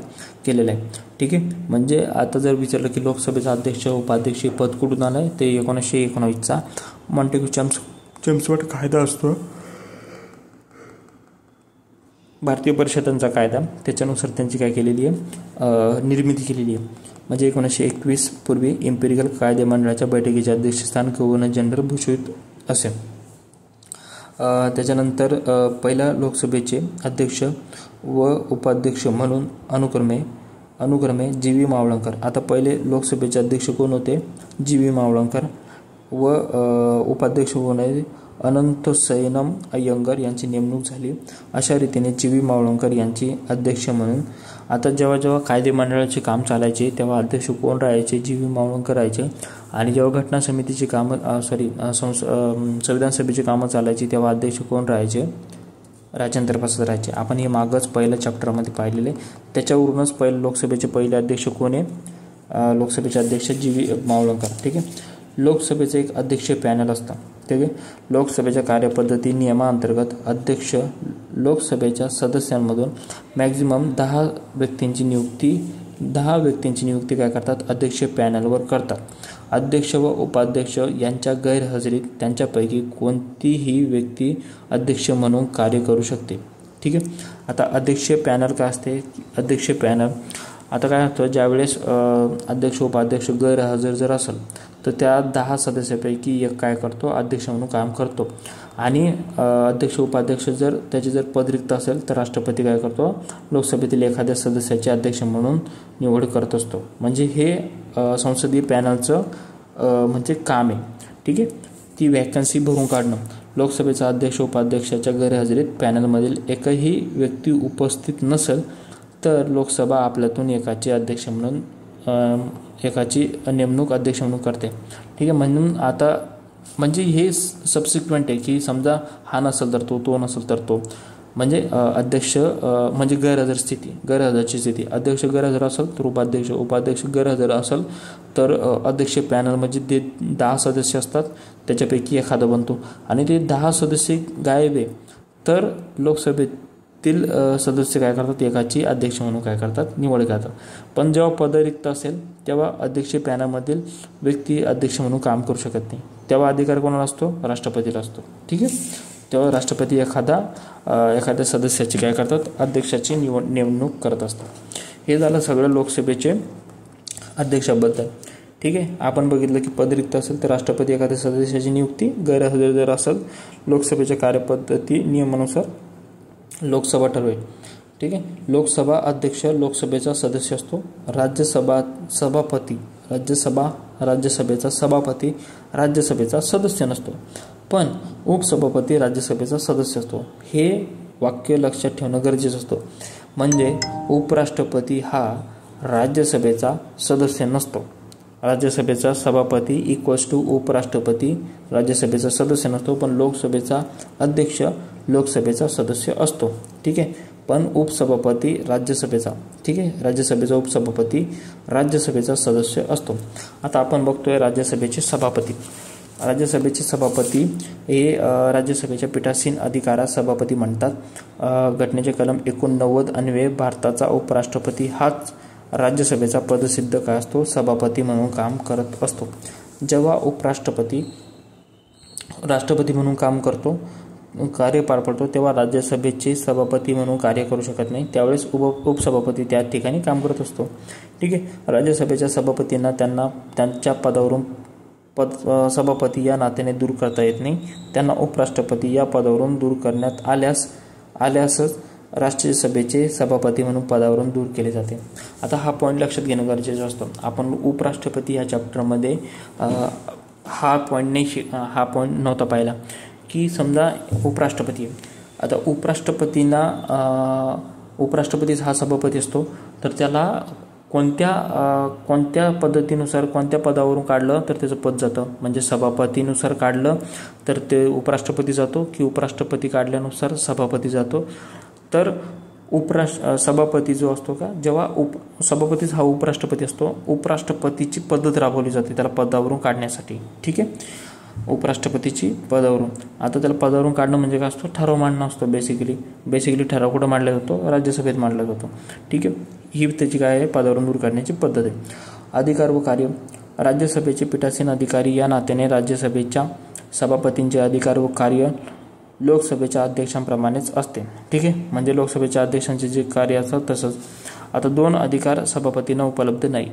2 अधिकार कोणतं, एखादं विधेयक धनविधेयक आहे की नाही तो ठरवण्याचा अधिकार अध्यक्षांना कोणाला असतो, अध्यक्षांना असतो.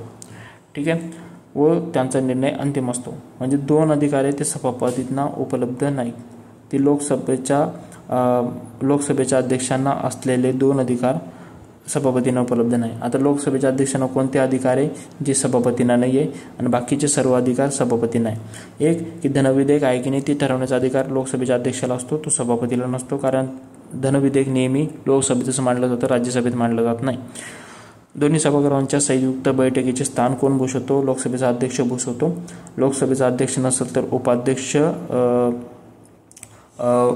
भूषवतो. आणि संयुक्त बैठकीचे अध्यक्षस्थान म्हणजे कधी भूषवतो, जेव्हा लोकसभेचे अध्यक्ष व उपाध्यक्षाची पदं रिक्त असल्यास किंवा ते गैरहजर असल्यास संयुक्त बैठकीचे अध्यक्षस्थान राज्यसभेचे उपसभापती भूषवतात. सभापतींना तो अधिकार मिळत नाही, कारण ते संसदेचे सदस्य नसतात. आता एवढं लक्षात आहे. आता आपण बघितलं ना की लोकसभेचा अध्यक्ष लोकसभेचा सदस्य असतो. लोकसभेचा अध्यक्ष लोकसभेचा सदस्य असतो. राज्यसभा सभापती, ठीक आहे, राज्यसभा सभापती राज्यसभेचा सदस्य नसतो.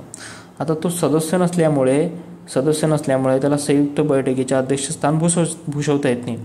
त्या ठिकाणी त्या संयुक्त बैठकीच्या अध्यक्षस्थान कोण भूषवतो, उपसभापती राज्यसभेचा सदस्य असतो. आणि तो बी कधी भूषवतो, जेव्हा लोकसभेचा अध्यक्ष किंवा उपाध्यक्ष गैरहजर किंवा पदरिक्त जर असेल तरच. पण संयुक्त बैठकीचे स्थान कोण भूषवतो, लोकसभेचा अध्यक्ष. आणि धनविधेयकाच्या बाबतीत म्हणजे हे जे 2 अधिकार आहे ते सभापतीला नाही आहे. बाकी सर्व अधिकार सारखेचे, जे बी सभागृह रिलेटेड जे बी आपण बघितले ना लोकसभेच्या अध्यक्षाबाबत ते. सभापतीच्या पदाबद्दल. राज्यसभेचे सभापती हे राज्यसभेचे सदस्य नसतात. आत्ताच बघितलं आपण, लोकसभेचे अध्यक्ष हे लोकसभेचे सदस्य असतात. सभापतींना राज्यसभेत मतदानाच्या पहिल्या फेरीत मतदान करण्याचा अधिकार नाही, मात्र केवळ समसमानतेच्या स्थितीत निर्णायक मत देण्याचा अधिकार आहे. आता हे सभापती, उपसभापती, अध्यक्ष, उपाध्यक्ष ही काय आहे, या दोघांना बी काय आहे, सेम ही काय केलेली आहे, सेम हे अधिकार टाकलेले. ठीक आहे, ही काय अधिकार टाकलेले आहे. त्याच्यानंतर त्यांना पदावरून दूर करण्याचा ठराव राज्यसभेत, ज्यावेळी सभापतींना पदावरून दूर करण्याचा ठराव राज्यसभेत विचाराधीन असतो त्यावेळी ती सभागृहाचे पीठासीन अधिकारी म्हणून काम करू शकत नाही. ज्यावेळी ज्याच्यावर ठराव असतो त्यावेळी तो जो व्यक्ती असतो, अध्यक्ष, उपाध्यक्ष, सभापती, उपसभापती म्हणून काम करू शकत नाही. ठीक आहे, तेव्हा मतदान व तेव्हा तो मतदान व पीठासीन अधिकारी म्हणून काम करू शकत नाही. मात्र सभागृहाच्या कामकाजात भाग घेणं म्हणजे तो मतदान करू शकत नाही. ठीक आहे, म्हणजे पीठासीन अधिकारी म्हणून कार्य करू शकत नाही. मात्र त्यांना सभागृहाच्या कामकाजात भाग घेण्याचा, बोलण्याचा अधिकार असतो. मात्र कामकाज चालू असताना ठराव कोणत्याही बाबीवर मतदान करण्याचा अधिकार नसतो. आता लोकसभा अध्यक्ष, उपाध्यक्षांना सुद्धा सेम काम आहे, सेम प्रोव्हिजन असते की ज्यावेळेस त्यांचा पदावरून काढण्याचा जो हे विचाराधीन असतो ठराव, त्यावेळेस ते अध्यक्षस्थान भूषवू शकत नाही. त्यांना लोकसभेत भाषण करण्याचा व कामकाजात भाग घेण्याचा अधिकार असतो, पण मतदान करण्याचा हक्क नसतो. ठीक आहे, आणि आपण बघितलं की सभापती किंवा सभापती असेल किंवा लोकसभेचा अध्यक्ष असेल, उपाध्यक्ष असेल, यांना पहिल्या फेरीतच मतदान करण्याचा हक्क,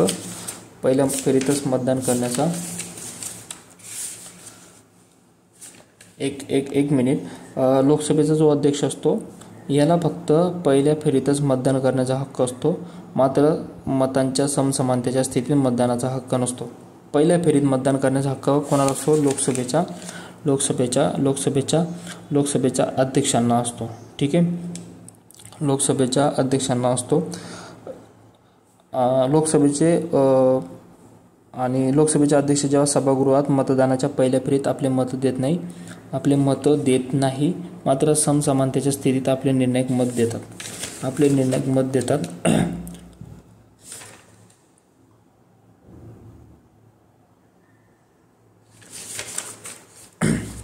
आपण असं कन्सिडर करू की पहिल्या फेरीत मतदान करण्याचा अधिकार कोणालाच नसतो.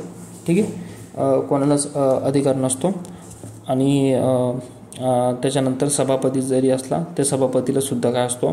पहिल्या सभेत मतदान करण्याचा हक्क नसतो पहिल्या फेरीत. ठीक आहे,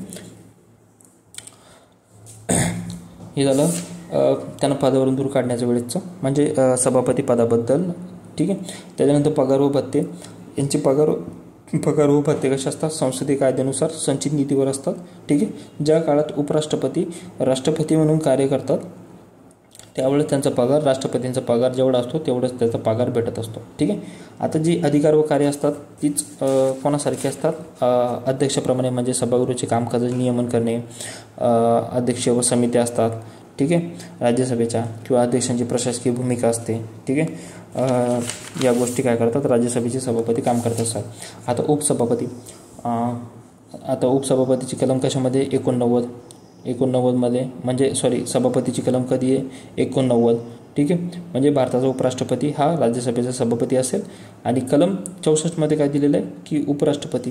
कलम 63 मध्ये काय दिलेलं आहे? उपराष्ट्रपती दिलेलं आहे. आणि कलम 64 मध्ये काय दिलेलं आहे? राज्यसभेचा सभापती हा काय असेल? उपराष्ट्रपती असेल. कलम 89 मध्ये सांगितलं की उपराष्ट्रपती हा राज्यसभेचा सभापती असेल. आता उपसभापती कलम 89 मध्ये दिले, राज्यसभा शक्य तितक्या लवकर राज्यसभेच्या एखाद्या सदस्यास आपली उपसभापतीमधून निवडते. उपसभापतीचे पद रिक्त होईल त्यावेळी राज्यसभा अन्य एखाद्या सदस्यास आपला उपसभापती म्हणून निवडते. आता राज्यसभेचा सभापती म्हणजे काय असतो? उपराष्ट्रपतीची निवडणूक होत असते. निवडणूक झाल्यानंतर तो काय डायरेक्टली ऑटोमॅटिक सभापती बनतो. पण उपसभापतीसाठी काय असतं? म्हणजे निवडणूक घेतली जाते. उपसभापती म्हणजे सदस्यामधून काय केले जाते? एकाची उपसभापती म्हणून काय केलं जातं? निवड केली जाते. आता पद कधी रिक्त होतं? जेव्हा पद संपुष्टात येतं, जो सभापती आपला राजीनामा देतो. आता इतर हा सभापती राजीनामा कोणाला देतो?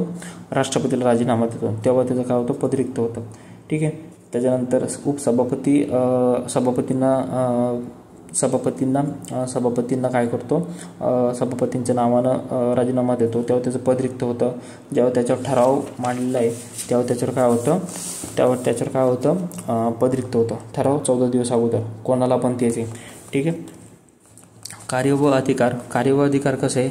सेम अधिकार जसे उपाध्यक्षाला असतात तसं ज्यावेळेस सभापती असतो त्यावेळेस उपसभापती हा सामान्य सदस्य म्हणून काय काम करत असतो. ठीक आहे, उपसभापतींना सामान्यतः उपसभापती म्हणून कोणते कार्य नाही? राज्यसभेचा सभापती सभागृहाचे अध्यक्षस्थान बसवत असताना उपसभापती हे इतर सदस्याप्रमाणेच असतात. बरोबर, सेम लोकसभेचा जो अध्यक्ष असतो तसा. सभापतीचे पद रिक्त जर झालं तर किंवा उपराष्ट्रपती राष्ट्रपती म्हणून कार्य करीत असल्यास सभापतीचं पद रिक्त होणं म्हणजे उपराष्ट्रपती असतो ना तो काय करतोय? राष्ट्रपतीचं काम करतोय. किंवा सभापती तात्पुरत्या कारणासाठी गैरहजर असल्यास. ठीक आहे, गैरहजर असल्यास तर अशा वेळेस काय? तर पहिली सिच्युएशन आहे की पद रिक्त असेल. सभापतीचं पद रिक्त जर असेल त्यावेळेस राष्ट्रपती काय करतो? राज्यसभेतील एका सदस्याची नियुक्ती करतो. पण सभापतीचं पद रिक्त असेल तर त्या ठिकाणी उपसभापती पदाची कर्तव्य पार पडतात. आणि तो बी त्याचं जरी पद रिक्त असेल, दोघांचं पद रिक्त असेल तर राष्ट्रपती काय करतो? एकाची सदस्याची नियुक्ती करतो. आता एवढं लक्षात घ्यायचं आहे की दोघांचे जरी पद रिक्त असेल तेव्हा राष्ट्रपती येतो. आणि गैरहजर जर दोन्ही गैरहजर असेल तर त्याच्यापैकी राज्यसभा काय करते? एकाची अध्यक्ष म्हणून काय केली जाते? निवड केली जाते. ठीक आहे, आता राज्यसभेच्या कार्यपद्धती नियमामध्ये उपाध्यक्ष पॅनल असतं. जसं लोकसभेचं काय असतं, लोकसभा अध्यक्ष पॅनल असतं, त्याच्यामध्ये 10 व्यक्ती असतात. राज्यसभेचं काय असतं, उपाध्यक्ष पॅनल असतं, त्याचं काय असतं, अध्यक्ष पॅनल असतं. आणि राज्यसभेचं काय असतं, उपाध्यक्ष पॅनल असतं, त्याच्यामध्ये काय असतं, 6 व्यक्ती असतात. ठीक आहे, त्याच्यामध्ये काय असतात, 6 व्यक्ती असतात. आता अध्यक्ष किंवा उपाध्यक्ष गैरहजर जर असेल तेव्हा त्या पॅनलमधील म्हणजे 10 व्यक्तीच्या पॅनलमधील एक काय असतो, अध्यक्ष बनतो. ठीक आहे, आणि जर राज्यसभेचा सभापती किंवा उपसभापती गैरहजर जर असेल तर त्या 6 व्यक्तीपैकी एक काय करतो, सभापती म्हणून काय करत असतो, कामकाज बघत असतो. ठीक आहे, जर कोणीही नसेल त्याच्यापैकी कोणी नसेल तर त्या सभागृहातील सदस्य काय करतात, एकाची अध्यक्ष म्हणून काय करतात, निवड करत असतात.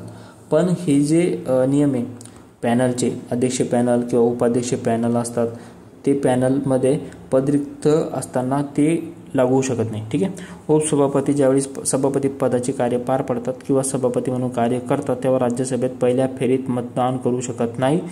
हे सगळीकडं आहे, हे सगळीकडं तसंच आहे. केवळ मतांच्या समसमानतेच्या स्थितीत निर्णय देऊ शकतात. उपसभापती, सभापती, लोकसभेचा उपाध्यक्ष आणि लोकसभेचा उपाध्यक्ष, तसंच लोकसभेचा अध्यक्ष त्याच्यामध्ये दिलेलं आहे की तो अशा वेळेस तो काय करू शकतो, पहिल्या फेरीत आपले मतं देत नाही, मात्र मतांच्या समसमानतेच्या स्थितीत आपले निर्णायक मत देऊ शकतात, असं दोघांचं दिलेलं आहे. ठीक आहे, उपसभापतींना पदावर दूर करण्याचा ठराव राज्यसभेत विचाराधीन असताना ते आपले असले तरी सभागृहाच्या बैठकीचे स्थान अध्यक्ष बसू शकत नाही. सभागृहात कामकाजात भाग घेऊ शकतात, बोलू शकतात, पण मतदान करू शकत नाही. हे सगळीकडे सारखं आहे. ठीक आहे, पगार भत्ते संसदीय कायद्यानुसार ठरलेल्यानुसार संचित निधीवर असतो. ठीक आहे, आता राज्यसभेचे अध्यक्ष पॅनल आपण बघितलं की ज्यावेळेस सभापती किंवा उपसभापती गैरहजर जर असेल तर त्यावेळेस काय केलं जातं, अध्यक्ष पॅनलमधून एक सदस्याची निवड केली जाते. आणि सदस्यामध्ये किती असतात, महत्तम मॅक्झिमम 6 सदस्य असतात, जे राज्यसभेच्या सदस्यामधून 6 सदस्य असतात. ठीक आहे, आणि यांना सभापतीचे सर्व अधिकार काय असतात, दिलेले असतात. पण सभापती उपसभापतींची पदं जर रिक्त असल्यास तेव्हा उपाध्यक्ष पॅनलमध्ये व्यक्ती सभापती म्हणून कार्य करू शकत नाही. सेम लोकसभेचा जे अध्यक्ष पॅनल असतं सेम त्याच्यासारखं. राष्ट्रपती राज्यसभेतील एखाद्या सदस्याची नेमणूक करतात.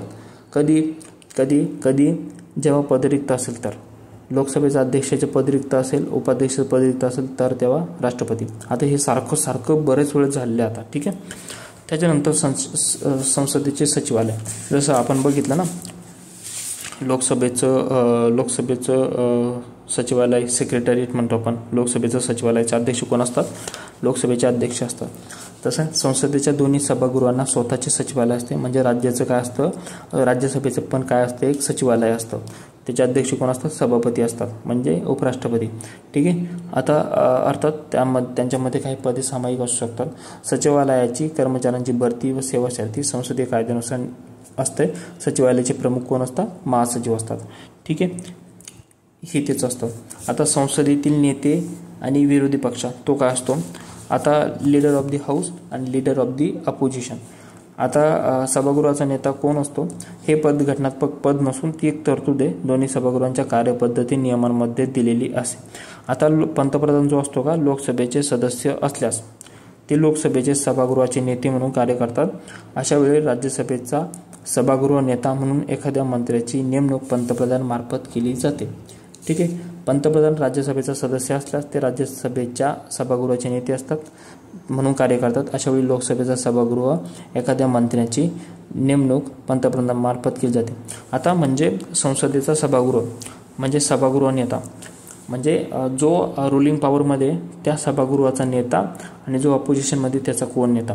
ठीक आहे, म्हणजे पंतप्रधान जर लोकसभेचा सदस्य असेल तर त्या लोकसभेचा सभागृहाचा नेता कोण असतो, पंतप्रधान असतो. आणि राज्यसभेचा कोण असेल मग, तर पंतप्रधान नेमणूक करेल असा.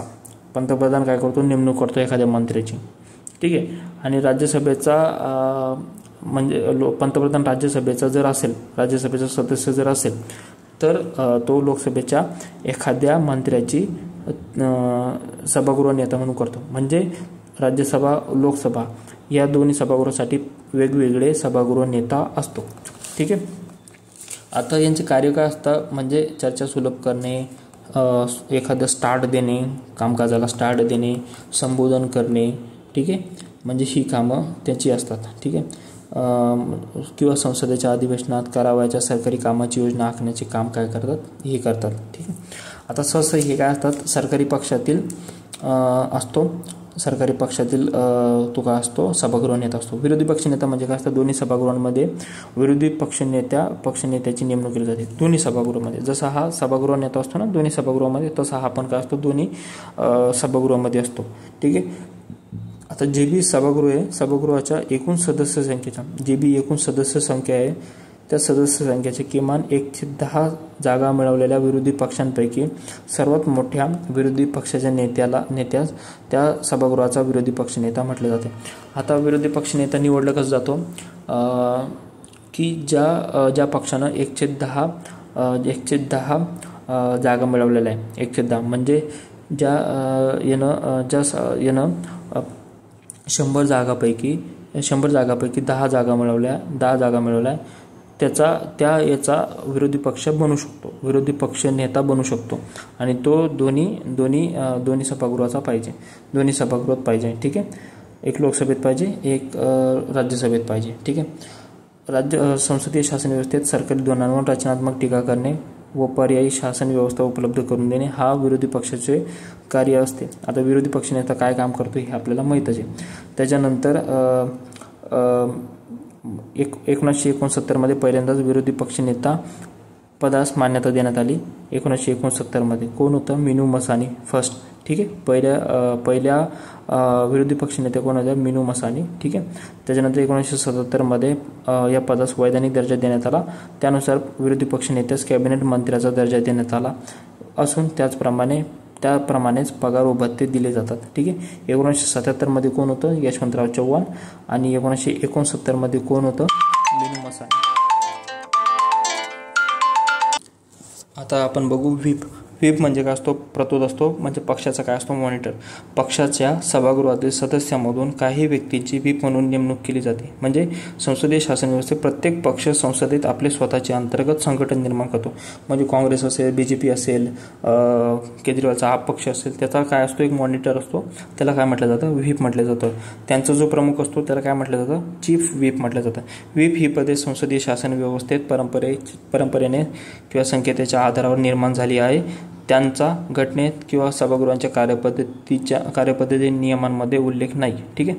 सरकारी व्हीप काय असतो, संसदीय कामकाज मंत्री हे लोकसभेत सरकारी पक्षाचे चीफ व्हीप म्हणून काम करत असतात. संसदीय कामकाज राज्यमंत्री हे राज्यसभेत सरकारी पक्षाचे चीफ व्हीप म्हणून काम करत असतात. ठीक आहे.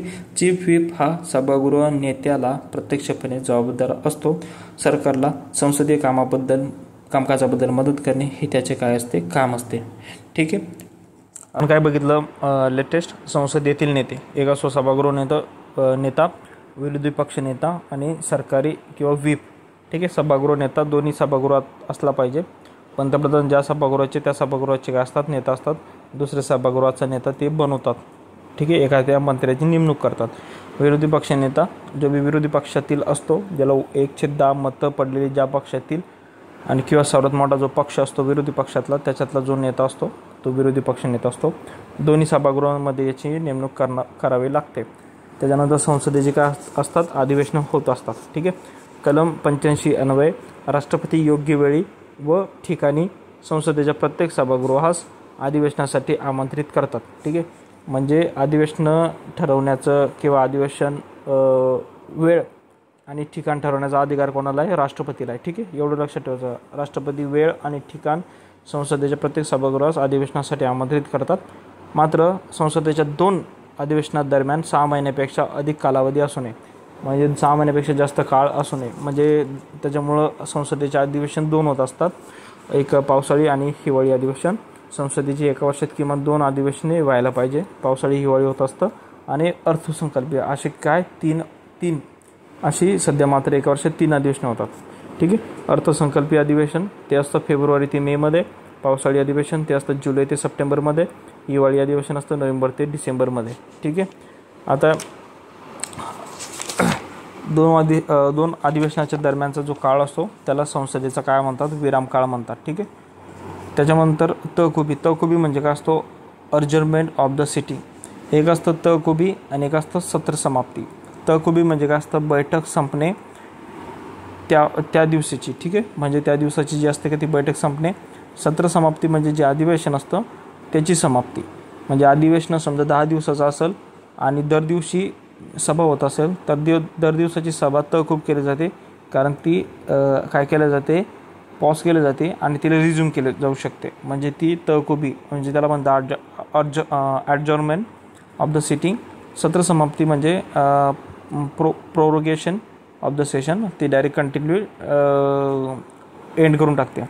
ठीक आहे. दिवसाच्या प्रत्येक सभेत 2 बैठका होतात, सकाळी 11 ते 1 पर्यंत आणि दुपारी 2 ते 6 पर्यंत जेवणानंतरची बैठक. पहिले 11 ते 1, नंतर 2 ते 6 अशी. ठीक आहे. त्याच्यानंतर अनिश्चित काळासाठी तहकुबी म्हणजे तहकुबी पण असते त्याच्यामध्ये, की तहकुबीची किती असते, 1 तासासाठी असते, 2 तासासाठी असते, काही आठवड्यासाठी असते. म्हणजे त्या दिवशीपासून परत तिला काय करू शकतात, रिझ्यूम करू शकतात. म्हणजे अनिश्चित काळासाठी पण तिला काय करू शकतात, तहकुबी देऊ शकतात.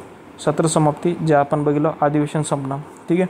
तहकुबी कोण करतो, अध्यक्ष, त्या सभेचा अध्यक्ष, लोकसभेचा अध्यक्ष असेल अध्यक्ष, नाहीतर राज्यसभेचा सभापती. आणि सत्र समाप्ती कोण करतो, राष्ट्रपती. राष्ट्रपती काय करतो, अधिवेशन बोलवण्याचं काम करतो. अधिवेशन बोलवणं म्हणजे एखाद्या अधिवेशनाची सुरुवात करायची, त्याचं ठिकाण वेळ ठरवतं आणि ती अधिवेशन एंड करायचं काम बी सुद्धा राष्ट्रपतीच करत असतो. ठीक आहे. त्याच्यानंतर लोकसभेचे विसर्जन. आता लोकसभे काय असते, लोकसभा केवळ लोकसभा विसर्जित केली जाऊ शकते, राज्यसभा स्थायी सभागृह असतं. बरोबर. लोकसभेचं विसर्जन 2 प्रकारे होऊ शकतं. एक, लोकसभेचा नियमित 5 वर्षाचा कार्यकाल जर संपुष्टात आला तर, आणि एक दुसरं की राष्ट्रपती पंतप्रधानांच्या सल्ल्यानुसार लोकसभा विसर्जित करू शकतात. ठीक आहे. राष्ट्रपतीला अधिकार आहे, पंतप्रधानांच्या सल्ल्यानुसार लोकसभा विसर्जित करू शकतात. एकदा का विसर्जित झाली तिला परत मागं घेता येत नाही. ठीक आहे. म्हणजे विसर्जित करणं म्हणजे पंतप्रधान काय करतो, राजीनामा देतो. ठीक आहे. हे असतं. त्याच्यानंतर विधेयक जे असतात ना, विधेयक विसर्जनानंतर व्यपगत होतात किंवा व्यपगत होत नाही, ते आपल्याला पाहायचं आहे. तर त्याच्यासाठी एक शॉर्टकट केली होती, की जे विधेयक लोकसभेमध्ये पारित होतं आणि राज्यसभेमध्ये प्रलंबित आहे. ठीक आहे. जे विधेयक लोकसभेमध्ये पारित केलेलं आहे, आणि राज्यसभेत प्रलंबित आहे, ते काय असतं, व्यपगत होतं ते. ठीक आहे. लोप होतं त्याचं. ठीक आहे. जे विधेयक लोकसभेत प्रलंबित आहे आणि राज्यसभेमध्ये गेलंच नाही. ठीक आहे. राज्यसभेमध्ये गेलंच नाही, ते काय होतं, व्यपगत होतं. ठीक आहे. आता लोकसभा विसर्जित होते ना, तर प्रलंबित आणि तिथं गेलंच नाही, राज्यसभेत गेलंच नाही, तर ते काय होतं, व्यपगत होतं. आणि जे राज्यसभेत पारित आहे, ठीक आहे, राज्यसभेत पारित आहे आणि लोकसभेत प्रलंबित आहे, ते काय होतं, व्यपगत होतं. याच्या व्यतिरिक्त जे आहे ते व्यपगत होत नाही. ठीक आहे. याच्या व्यतिरिक्त जे पण आहे ते व्यपगत होत नाही. आता याच्यातले 1 2 3 4 1 2. ठीक आहे. म्हणजे 2 आपण किती बघितले, 3 जे आहे ते व्यपगत होत नाही. आणि त्याच्यापैकी काय म्हणजे एकमेकावर डिपेंडंट असलेले म्हणजे ते टोटल किती असतात, व्यपगत होणारे 2. लोकसभेत प्रलंबित विधेयक, लोकसभेत प्रलंबित आहे. ठीक आहे. लोकसभेत प्रलंबित आहे म्हणजे लोकसभेत प्रथम मांडलं किंवा राज्यसभेत पारित केलं, राज्यसभेत पारित करून ते परत काय केलं, लोकसभेकडे पाठवलं, ते काय होतं, व्यपगत होतं. ठीक आहे. लोकसभेत पारित करून लोकसभेत प्रलंबित आहे म्हणजे राज्यसभेत गेलंच नाही, ही कंडिशन आहे. किंवा लोकसभेत प्रलंबित आहे म्हणजे राज्यसभेत पारित केलं, परत ते लोकसभेमध्ये काय आणलं, लोकसभेमध्ये आलं आणि तिथं काय ते प्रलंबित आहे म्हणजे ते काय होतं, व्यपगत होतं. आणि एक हे लोकसभेत पारित केलं आहे आणि राज्यसभेत प्रलंबित आहे, तर ते व्यपगत होतं. याच्या व्यतिरिक्त ज्या पण सिच्युएशन आहे त्याच्यामध्ये ते व्यपगत होत नाही. ठीक आहे. याच्यामध्ये ते व्यपगत होत नाही. आता त्याच्यामध्ये काय असतं, लेम डक अधिवेशन काय असतं, एक छोटीशी कन्सेप्ट आहे. नवीन लोकसभेच्या निवडणुकीनंतर मागील लोकसभेचे जे शेवटचे अधिवेशन होते त्यास लेम डक ॲनिमेशन म्हणतात. लेम म्हणजे काय असतो, आपण म्हणतो ना की ते लेम आहे, म्हणजे एक असं डिमॉरलाइज वर्ड आहे हा, डिमॉरलाइज करतो. लेम डक सेशन म्हणजे शेवटचं, म्हणजे आपलं शेवटचं सेशनमध्ये त्या प्रकारचं. लेम डक अधिवेशन म्हणजे जुन्या लोकसभेचे सदस्य नवीन लोकसभेसाठी निवडून येऊ शकले नाही त्यांना लेम डक्स असे म्हटले जाते. ठीक आहे, म्हणजे जुन्या लोकसभेचे जे सदस्य नवीन लोकसभेसाठी निवडून येऊ शकले नाही त्यांना लेम डक्स म्हटलं. जसं रावसाहेब दानवे जुन्या लोकसभेचा सदस्य होता, नवीन लोकसभेसाठी निवडून आला नाही, आणि जे शेवटचं सेशन झालं त्याला काय म्हणतात, लेम डक सेशन. ठीक आहे, त्याच्यानंतर काय होतं, सभागृहात मतदान होत असतं कलम 100 नुसार. त्याच्यानंतर गणपूर्ती किती पाहिजे, कलम 100मध्ये किती दिले की सभागृहाच्या एकूण सदस्य संख्येचे 1/10 म्हणजे पीठासीन अधिकारी पकडून, जी बी गणपूर्ती असते ती पीठासीन अधिकारी पकडून असते. ठीक आहे, तर ती 1/10 पाहिजे तरच ती गणपूर्ती होते. ठीक आहे, त्याच्यानंतर संसदेतील भाषा. आता भाषाविषयी पण काय केलेलं आहे, तरतुदी केलेलं आहे की कलम 120 अन्वये संसदेतील कामकाज हिंदीतून किंवा इंग्रजीतून चालवण्यात येईल. ऑफिशियल लँग्वेजेस आपण जे बनवलं आहे का ते त्याच्यापैकी. त्याच्यानंतर मंत्री किंवा महान्यायवादी याच्याबद्दल आपल्याला माहिती आहे की बाबा त्यांचे सभागृहात काय हक्क आहे, म्हणजे ते सभागृहाच्या कामकाजात भाग घेऊ शकतात, तिथे बोलू शकतात, पण मतदान करू शकत नाही, असा काय असतो त्यांना हक्क असतो. आता संसदीय कामकाजाचे साधने म्हणजे devices of the parliamentary proceeding काय असताना संसदेच्या दोन्ही सभागृहांचे कामकाज पार पाडण्यासाठी साधनांचा किंवा कार्यपद्धतीचा काय केला जातो, वापर केला जातो. जेव्हा अधिवेशनं होत असतात ना, संसदेमध्ये हे होत असतात, सभागृह पार पडत असतं, त्यावेळेस ना वेगवेगळे हे असतात, स्लॉट केलेले असतात. ते स्लॉट म्हणजे पहिलं काय असतं, प्रश्नकाळ किंवा तारांकित प्रश्न. त्याच्यामध्ये प्रश्नकाळमध्ये तारांकित प्रश्न, अतारांकित प्रश्न, अल्पसूचना प्रश्न, त्याच्यानंतर शून्यकाळ असं त्याच्यामध्ये असतो. तर प्रश्नकाळ म्हणजे काय असतो, सभागृहाच्या प्रत्येक बैठकीला पहिला तास प्रश्न विचारणे व उत्तर देणे यासाठी उपलब्ध असतो. म्हणजे सर्वात पहिला जो तास असतो, जसं आपलं सभागृहाची बैठक सुरू होते, तेव्हा जो पहिला तास असतो तो पहिला तास जो असतो तो काय असतो, प्रश्न विचारणे आणि उत्तर देणे यासाठी उपलब्ध असतो. ठीक आहे, आता त्याची प्रोसेस कशी असते, काय असते ते बरंचसं त्याच्यामध्ये गट केले जातात. ठीक आहे, वारा वाईज त्याचे काय दिलं जातं, उत्तरं दिली जातात. त्याच्यामधलं जे पहिलं आहे तारांकित प्रश्न. ठीक आहे, या प्रश्नाच्या सुरुवातीला जो प्रश्न आहे, आता प्रश्न असतो ना, त्या प्रश्नाच्या सुरुवातीला काय केलं असतं, एक स्टार केलेलं असतो, चिन्ह असतं.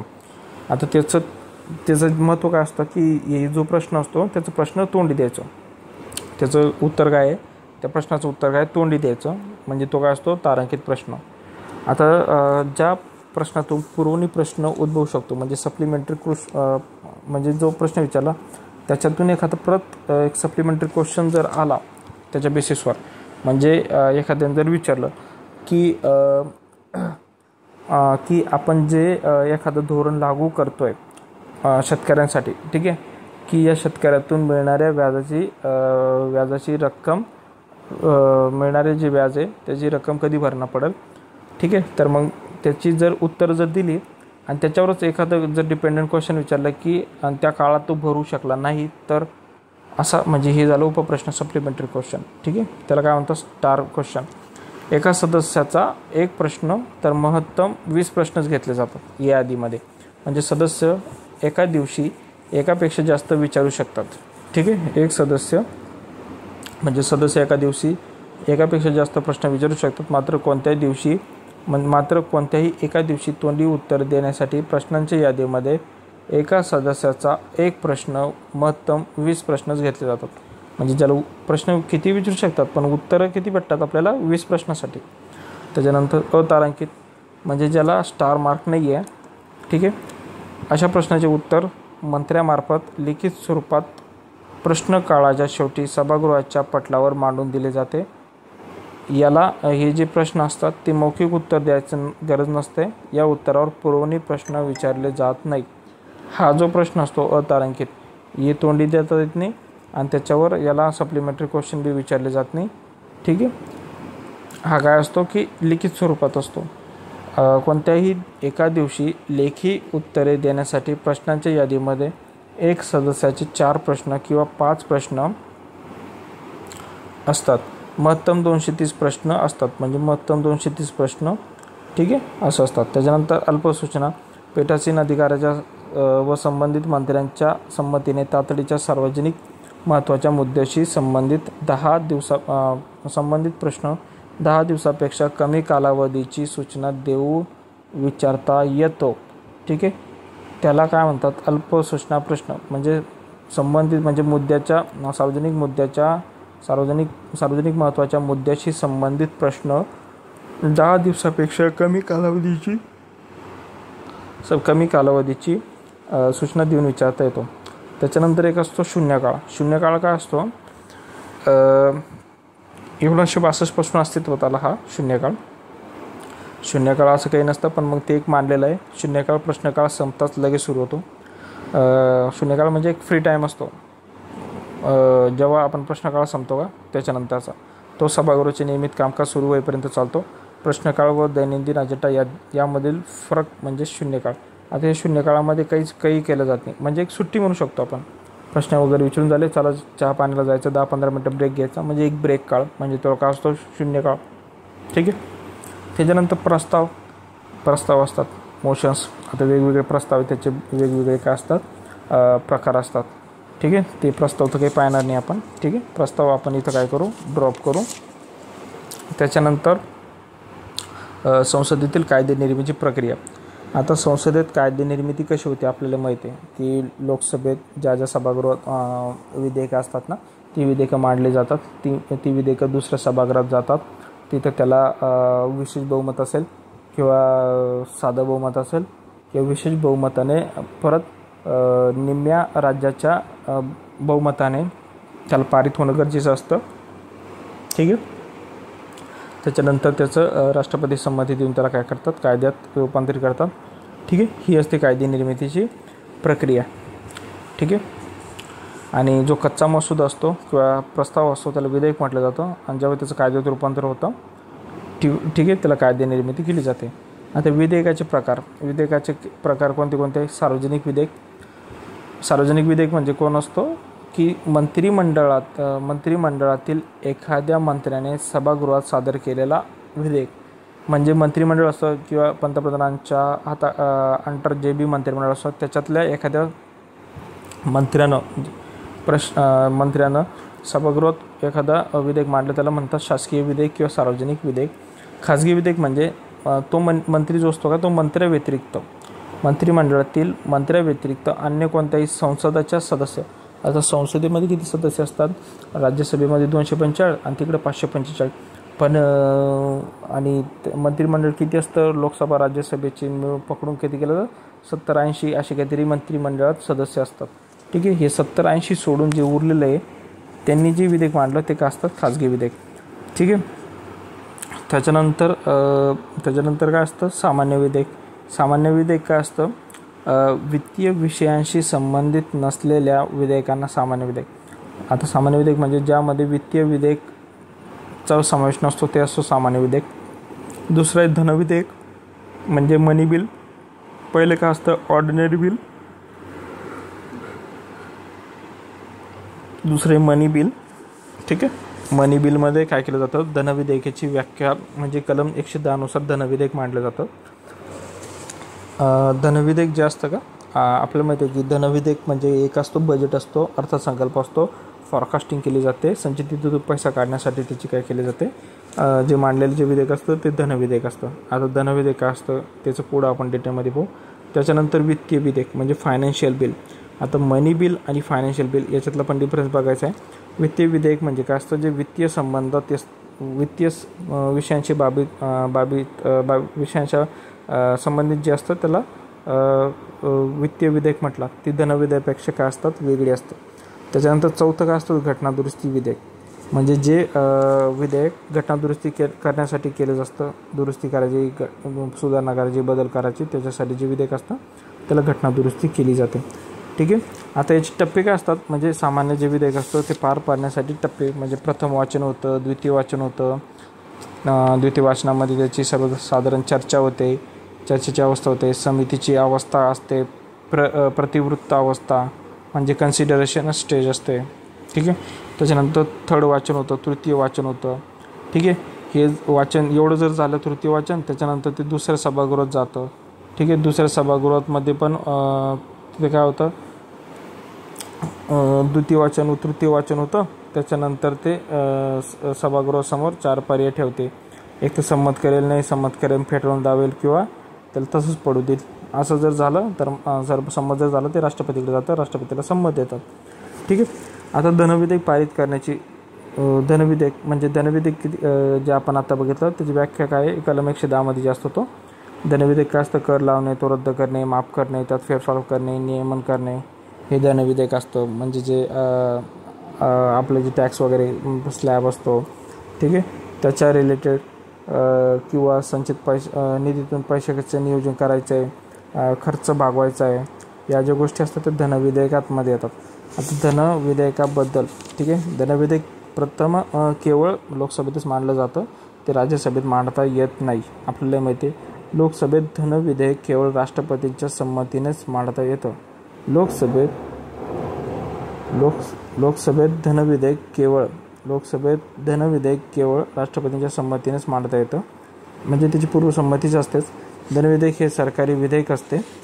हे काय असतं, सरकारी विधेयक असतं ते केवळ मंत्र्यामार्फत लोकसभेत मांडता येतं. म्हणजे अर्थमंत्रीच काय करतो, याचं विधेयक लोकसभेत मांडतो. ठीक आहे. त्याच्यानंतर हे मांडल्याच्या नंतर त्याच्यावर वेगवेगळ्या शिफारशी होतात, त्याच्यानंतर अनुदानाच्या मागण्या होतात. ठीक आहे. धनविधेयकास राष्ट्रपतीची काय असते, संमती. म्हणजे कलम 111 अन्वये विधेयक राष्ट्रपतींना संमतीसाठी सादर केल्यानंतर ते त्यास संमती देऊ शकतात किंवा संमती रोखून ठेवू शकतात. मात्र धनविधेयक संसदेकडे पुनर्विचारार्थ पाठवू शकत नाही. म्हणजे राष्ट्रपतीला संमती द्यावी लागते. एक तर ते विचारार्थ पाठवू शकत नाही, ते भले रोखून ठेवू शकतं पण त्याला वापस पुनर्विचारार्थ पाठवू शकत नाही. ठीक आहे. आणि वित्तीय विधेयक म्हणजे काय असतं, सरकारचं जे राजकोषीय सरकारचा जो बी जमा खर्च असतो त्याच्याशी रिलेटेड जे बी वित्तीय बाबीच्या संदर्भात जे बी विधेयक मांडलेलं असतं ते काय असतं, वित्तीय विधेयक असतं. त्याच्यानंतर दोन्ही सभागृहांची संयुक्त बैठक 108 कलमानुसार होते. आणि आपल्याला माहिती आहे कोण भरवतो ती संयुक्त बैठक, राष्ट्रपती भरतो. त्याचा अध्यक्षस्थान कोण भूषवतो, लोकसभेचा अध्यक्ष. ठीक आहे. त्याची बी गणपूर्ती किती पाहिजे, 110. कधी होते, लोकसभा राज्यसभामध्ये पेच प्रसंग जर निर्माण झाला तर तेव्हा काय केलं जातं, तो विधेयक काय केला जातो, मांडला जातो. ठीक आहे. त्याच्यानंतर संसदीय समित्या. आता संसदेमध्ये काय असतात, वेगवेगळ्या समित्या असतात. त्याच्यामध्ये समितीचे प्रकार आहे. स्थायी समिती म्हणजे स्टँडिंग कमिटी असते, तदर्थ समिती, ॲडहॉक समिती असते, चौकशी इन्क्वायरीसाठी एक इन्क्वायरी कमिटी असते, सल्लागार समिती, ॲडवायझरी समिती असते. ठीक आहे. आता स्थायी समिती म्हणजे जी समिती वर्षभर काम करीत असते त्याला स्थायी समिती म्हणतात. म्हणजे वर्षभर काम करत राहते. ठीक आहे. म्हणजे जसं 3 गटात विभाजन केलं त्यांनी स्थायी समितीचं. वित्तीय समित्या म्हणजे लोक अंदाज समिती, लोकलेखा समिती, सार्वजनिक उपक्रम समिती, या ज्या 3 समित्या आहेत ते वित्तीय समित्या आहेत. ते काय म्हणतात, स्थायी समित्या. म्हणजे ते 1 वर्ष पूर्णपणे काम करतात. ज्या समित्या स्थायी समित्या म्हणजे 1 वर्ष पूर्ण काम करतात त्याला स्थायी समित्या म्हणतात. स्थायी समित्यामध्ये पहिला भाग आहे वित्तीय समित्या. त्याच्यामध्ये 3 समित्या, लोक अंदाज समिती, लोकलेखा समिती, सार्वजनिक उपक्रम समिती. ठीक आहे. लोक अंदाज समिती आपल्याला माहिती आहे. लोक अंदाज समिती काय असते, लोक अंदाज समिती 1921 मध्ये उगम झाला. जॉन मथाई अर्थमंत्र्यांना च्या शिफारशीनुसार 1950 मध्ये स्थापना झाली. 30 सदस्य संख्या असते. लोकसभेचे सदस्य असतात सर्व लोकसभेकडून. त्याच्यानंतर त्याच्यातले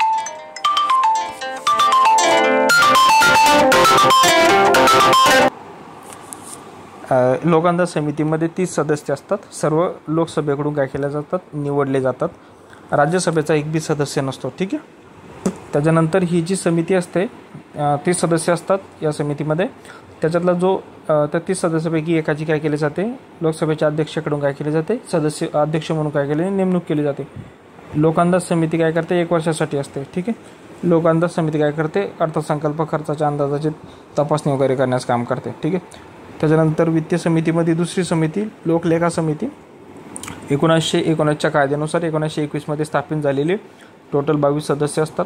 15 लोकसभेचे, 7 राज्यसभेचे. 1 वर्षाचा कार्यकाळ असतो. त्याच्यापैकी लोकसभेच्या सदस्यापैकी एकाचे अध्यक्ष म्हणून निवड केली जाते. ठीक आहे. कधी कधी असा संकेत मांडला जातो की विरोधी पक्षातला नेतासुद्धा त्याची काय केला जातो, नेमणूक केली जाते. वार्षिक लेखा परीक्षण अहवालांची तपासणी करणे, ही सगळी कामं काय करतात, लोकलेखा समिती करते. कॅगच्या अंडर काम करते. ठीक आहे. त्याच्यानंतर लोकलेखा समितीच ही लोकअंदाज समिती जुळी बहीण मानली जाते. ठीक आहे. त्याच्यानंतर सार्वजनिक लोकलेखा समितीला भारताचे महालेखा परीक्षक मदत करतात, म्हणून लोकलेखा समितीचे कान व डोळे तसेच मित्र व मार्गदर्शक तत्त्वज्ञ असे म्हणतात. ठीक आहे. कोणाला, सीएजी जो असतो का महालेखा परीक्षक मदत करतात, म्हणून त्यांना सीएजीला काय म्हणतात, लोकलेखा समितीचे कान व डोळे, मित्र, तत्त्वज्ञ, मार्गदर्शक व तत्त्वज्ञ. ठीक आहे. त्याच्यानंतर सार्वजनिक उपक्रम समिती, जी कमिटी ऑन पब्लिक अंडरटेकिंग्स असतात, अंडरटेकिंग जे असतात. सार्वजनिक उपक्रम समितीची निर्मिती कधी झाली, ती 1964मध्ये झाली. ती सार्वजनिक उपक्रम समितीची निर्मिती कधी झाली, ती 1964मध्ये झाली. ती कृष्ण मेनन समितीच्या शिफारशीनुसार. ठीक आहे. कृष्ण मेनन समिती त्यावेळेस अर्थमंत्री, आता लोकलेखा समितीच्या वेळेस मॉन्टेग्यूचेम्स होता, लोकअंदाज समितीच्या वेळी जॉन माथे होता. सार्वजनिक उपक्रम समितीच्या वेळी कोण होतं, कृष्ण मेननची समिती. ठीक आहे. याच्यामध्ये किती असतात, 22 सदस्य असतात. 15 लोकसभेचे, 7 राज्यसभेचे. ठीक आहे. एकाची काय केले जाते, जो अध्यक्ष म्हणून निवड केली जाते, जो लोकसभेतून निवडून येतो तो. ठीक आहे. हे काय असतात, वित्तीय समितीची 3 समिती झाल्या. ठीक आहे. स्थायी समितीमधली पहिला प्रकार वित्तीय समित्या, त्याच्या 3 समित्या पाहिल्या. त्याच्यानंतर वित्तीय समितीच्या नंतर विभागीय स्थायी समिती, म्हणजे डिपार्टमेंटल रिलेटेड स्थायी समिती. आता याच्यामध्ये पण काय असतात, प्रशासनावरील संसदेचे पर्यवेक्षण अधिक प्रभावी बनवण्यासाठी लोकसभेच्या नियम समितीच्या शिफारशीनुसार, ठीक आहे, समितीनुसार 1993मध्ये 17 विभागीय स्थायी समिती स्थापन करण्यात आला होता. आता सध्या त्या किती, 24 सदस्य आहे. आता याचं काम काय असतं, समित्या स्थापन करण्यामागील प्रमुख उद्देश कार्यकारी मंडळाची संसदेप्रती अधिक जबाबदारी, विशेषतः वित्तीय जबाबदारी साध्य करणे, काय त्याचा काय असतो, उद्देश असतो. ठीक आहे.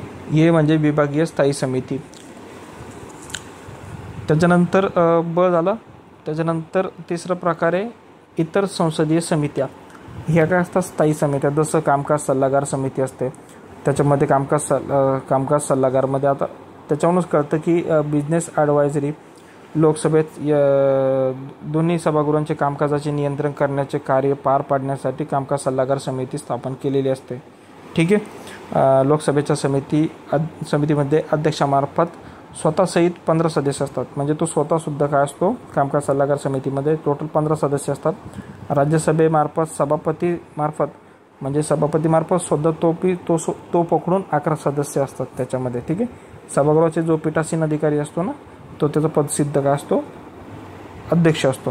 आता कामकाज काय तेच चालणार की सभागृह नेत्याशी चर्चा करायची, कायदेशीर कामकाजाबद्दल शिफारस करायची, बैठका घेणे, अतिरिक्त बैठक बोलवणे, या कामकाज होत असतात. कशामध्ये, कामकाज सल्लागार समितीमध्ये. ठीक आहे. 15 सदस्य लोकसभेचे आणि 11 सदस्य राज्यसभेचे वेगवेगळ्या कामकाज सल्लागार समिती असते. त्याच्यामध्ये दुसरी खाजगी सदस्यांची विधेयके व अधिनियमांसंबंधी समिती, म्हणजे committee on private members bill and resolution, त्याच्यावरूनच कळतं. तिसरी समिती शासकीय आश्वासनासंबंधित, म्हणजे कमिटी ऑन गव्हर्नमेंट ॲश्युरन्स, 15 सदस्य असतात. आता खाजगी सदस्यांची विधेयके व अधिनियमासंबंधी त्याच्यामध्ये बी काय असतात, 15 सदस्य असतात. लोकसभेच्या अध्यक्षामार्फत नामनिर्देशित केले जातात. लोकसभेचे उपाध्यक्ष काय असतो, या समितीचा अध्यक्ष असतो. ठीक आहे. या समितीचा काय असतो, अध्यक्ष असतो. राज्यसभेत त्याचे कामकाज सल्लागार समितीमार्फत पार पडले जातात. ठीक आहे. खाजगी सदस्यांची विधेयके. तिसरी जी समिती आहे शासकीय आश्वासनासंबंधी समिती, त्याच्यामध्ये 15 सदस्य असतात. राज्यसभेत 11 सदस्य असतात. सदस्यापैकी एकाची नेमणूक अध्यक्ष व सभापतीमार्फत सभापतीचा अध्यक्ष म्हणून केली जाते. ठीक आहे. त्याच्यानंतर अधिनिस्थ कायदेविषयक समिती 15 सदस्यांची समिती असते. ठीक आहे. त्याच्यानंतर विशेष अधिकार समिती. विशेष अधिकार समितीमध्ये दोन्ही सभागृहामध्ये समिती स्थापन केली जाते. विशेष अधिकार समिती लोकसभेमध्ये समितीमध्ये 15 सदस्य असतात, तर राज्यसभेमध्ये 11 सदस्य असतात. ते नामनिर्देशित केले जातात. सदस्यापैकी एकाची काय केली जाते, अध्यक्ष आणि सभापतीमार्फत समितीचा अध्यक्ष म्हणून निवड केली जाते. त्याच्यानंतर नियम समिती, रूल्स समिती, त्याच्यामध्ये पण 15 सदस्य असतात. ठीक आहे. राज्यसभेत सभापतीमार्फत स्वतःसहित 16 सदस्य, म्हणजे नियम समितीमध्ये लोकसभेचा अध्यक्षासहित 15 सदस्य, राज्यसभेच्या सभापतीसहित 16 सदस्य असतात. ठीक आहे. आणि पीठासीन अधिकारी जे असतात का ते नियम समितीचे काय असतात, अध्यक्ष असतात. ठीक आहे. म्हणजे ही नियम समिती. सामान्य प्रयोजन समिती म्हणजे जनरल पर्पज कमिटी, याच्यामध्ये किती सदस्य असतात, 12 सदस्य असतात. ठीक आहे. या लोकसभेच्या म्हणजे दोन्ही सभागृहामध्ये समिती असतात, या 12 सदस्य असतात. ठीक आहे. त्याच्यानंतर सदस्यांच्या अनुपस्थिती विषयक समिती, याच्यामध्ये अनुपस्थिती म्हणजे committee on absence of the member, म्हणजे ॲब्सेंट वगैरे जे असेल त्याच्याबद्दल असते, किती दिवस ॲब्सेंट आहे किती दिवस नाही. 15 सदस्यांचं नामनिर्देशन केलं जातं लोकसभेवर. ठीक आहे. राज्यसभेत अशी समिती नसून त्याबाबतची कार्य सभागृह समितीमार्फत केली जाते. ठीक आहे. म्हणजे सदस्यांची अनुपस्थिती विषयक समिती राज्यसभेत नाही आहे, लोकसभेत त्याचे 15 सदस्य असतात. त्याच्यानंतर पुढची समिती आहे सदस्यांचे वेतन भत्ते विषयक संयुक्त समिती. याच्यामध्ये काय असते, एक संयुक्त समितीची सदस्य संख्या 15 असते. लोकसभेचे 10 सदस्य घेतात सभापती, आणि राज्यसभेचे सभापती 5 सदस्यांची हे करतात, नामनिर्देशन करतात. समितीचे सदस्य आपल्यापासून एकाला काय करतात, एकाला अध्यक्ष निवडतात. मग तो लोकसभेचा असो का राज्यसभेचा असो. सदस्यांची वेतन विषयक समिती. ठीक आहे. संयुक्त समिती असते ती. त्याच्यानंतर लाभाच्या पदांविषयी संयुक्त समिती म्हणजे joint committee on office profit. त्याच्यामध्ये लोकसभेचे 15 सदस्य असतात. ठीक आहे. म्हणजे लोकसभेचे 15 सदस्य असतात. लोकसभेच्या कार्यकाळ एवढी कार्यकाळ असतो तिचा 15 सदस्य असतात, ज्यापैकी 10 जण लोकसभेकडून असतात, 5 जण राज्यसभेकडून निवडून आलेले असतात. ठीक आहे. ही म्हणजे लाभाविषयक joint committee on office profit आहे. त्याच्यानंतर लायब्ररी समिती. लायब्ररी कमिटी म्हणजे या समितीमध्ये एकूण 9 सदस्य असतात. लोकसभेच्या उपाध्यक्षांसहित 6, तर राज्यसभेचे 3 सदस्य असतात. म्हणजे 3 राज्यसभेचे आणि लोकसभेचे 6. त्याच्यामध्ये उपाध्यक्षसुद्धा असतो. सभागृह पटलावर ठेवण्यात येणाऱ्या कागदपत्रासंबंधीची समिती. त्याच्यामध्ये समितीमध्ये किती सदस्य असतात, 15 सदस्य असतात लोकसभेतील, आणि राज्यसभेतील 10 सदस्य नामनिर्देशित केले जातात. त्याच्यानंतर आचरण समिती म्हणजे इथिक्स कमिटी असते. ठीक आहे. त्याच्यानंतर अनुसूचित जाती जमाती कल्याण समिती म्हणजे SC STची वेलफेअर समिती असते. त्याच्यात टोटल 30 सदस्य असतात. ठीक आहे. 20 सदस्य लोकसभा सदस्य असतात, 10 सदस्य राज्यसभा सदस्य असतात. ते कसे असतात, एकल संक्रमणीय म्हणजे अप्रत्यक्षपणे निवडून दिले जातात. याचा कार्यकाळ किती असतो, 1 वर्षाचा असतो. ठीक आहे. त्याच्यानंतर अनुसूचित म्हणजे SC STसाठी काम करतं ते. त्याच्यानंतर महिला सबलीकरण विषयक समिती. या समितीमध्ये टोटल 30 सदस्य संख्या असते. किती, महिला सबलीकरणमध्ये 30 सदस्य असतात. 20 जण लोकसभेचे, 10 जण राज्यसभेचे, आणि त्याच्यापैकी लोकसभेचे अध्यक्ष 20 सदस्यांचे आणि राज्यसभेचे अध्यक्ष 10 सदस्यांचे काय करतात, नामनिर्देशन करतात. त्या 30 पैकी एकाची नेमणूक अध्यक्ष म्हणून केली जाते. मग तो एक लोकसभेचा असू शकतो किंवा राज्यसभेचा असू शकतो, पण जनरली जो बहुमत ज्याचं जास्त तिथला असेल तो म्हणजे लोकसभेचा. त्याच्यानंतर सल्लागार समित्या असतात. ठीक आहे. सल्ला देण्यासाठी सल्लागार समित्या. ठीक आहे. अशा प्रकारे आपण काय पाहिलं, समित्या पाहिल्या आता. ठीक आहे. आणि अशा प्रकारे हा संसद चार्टर पूर्णपणे कंप्लीट होतो.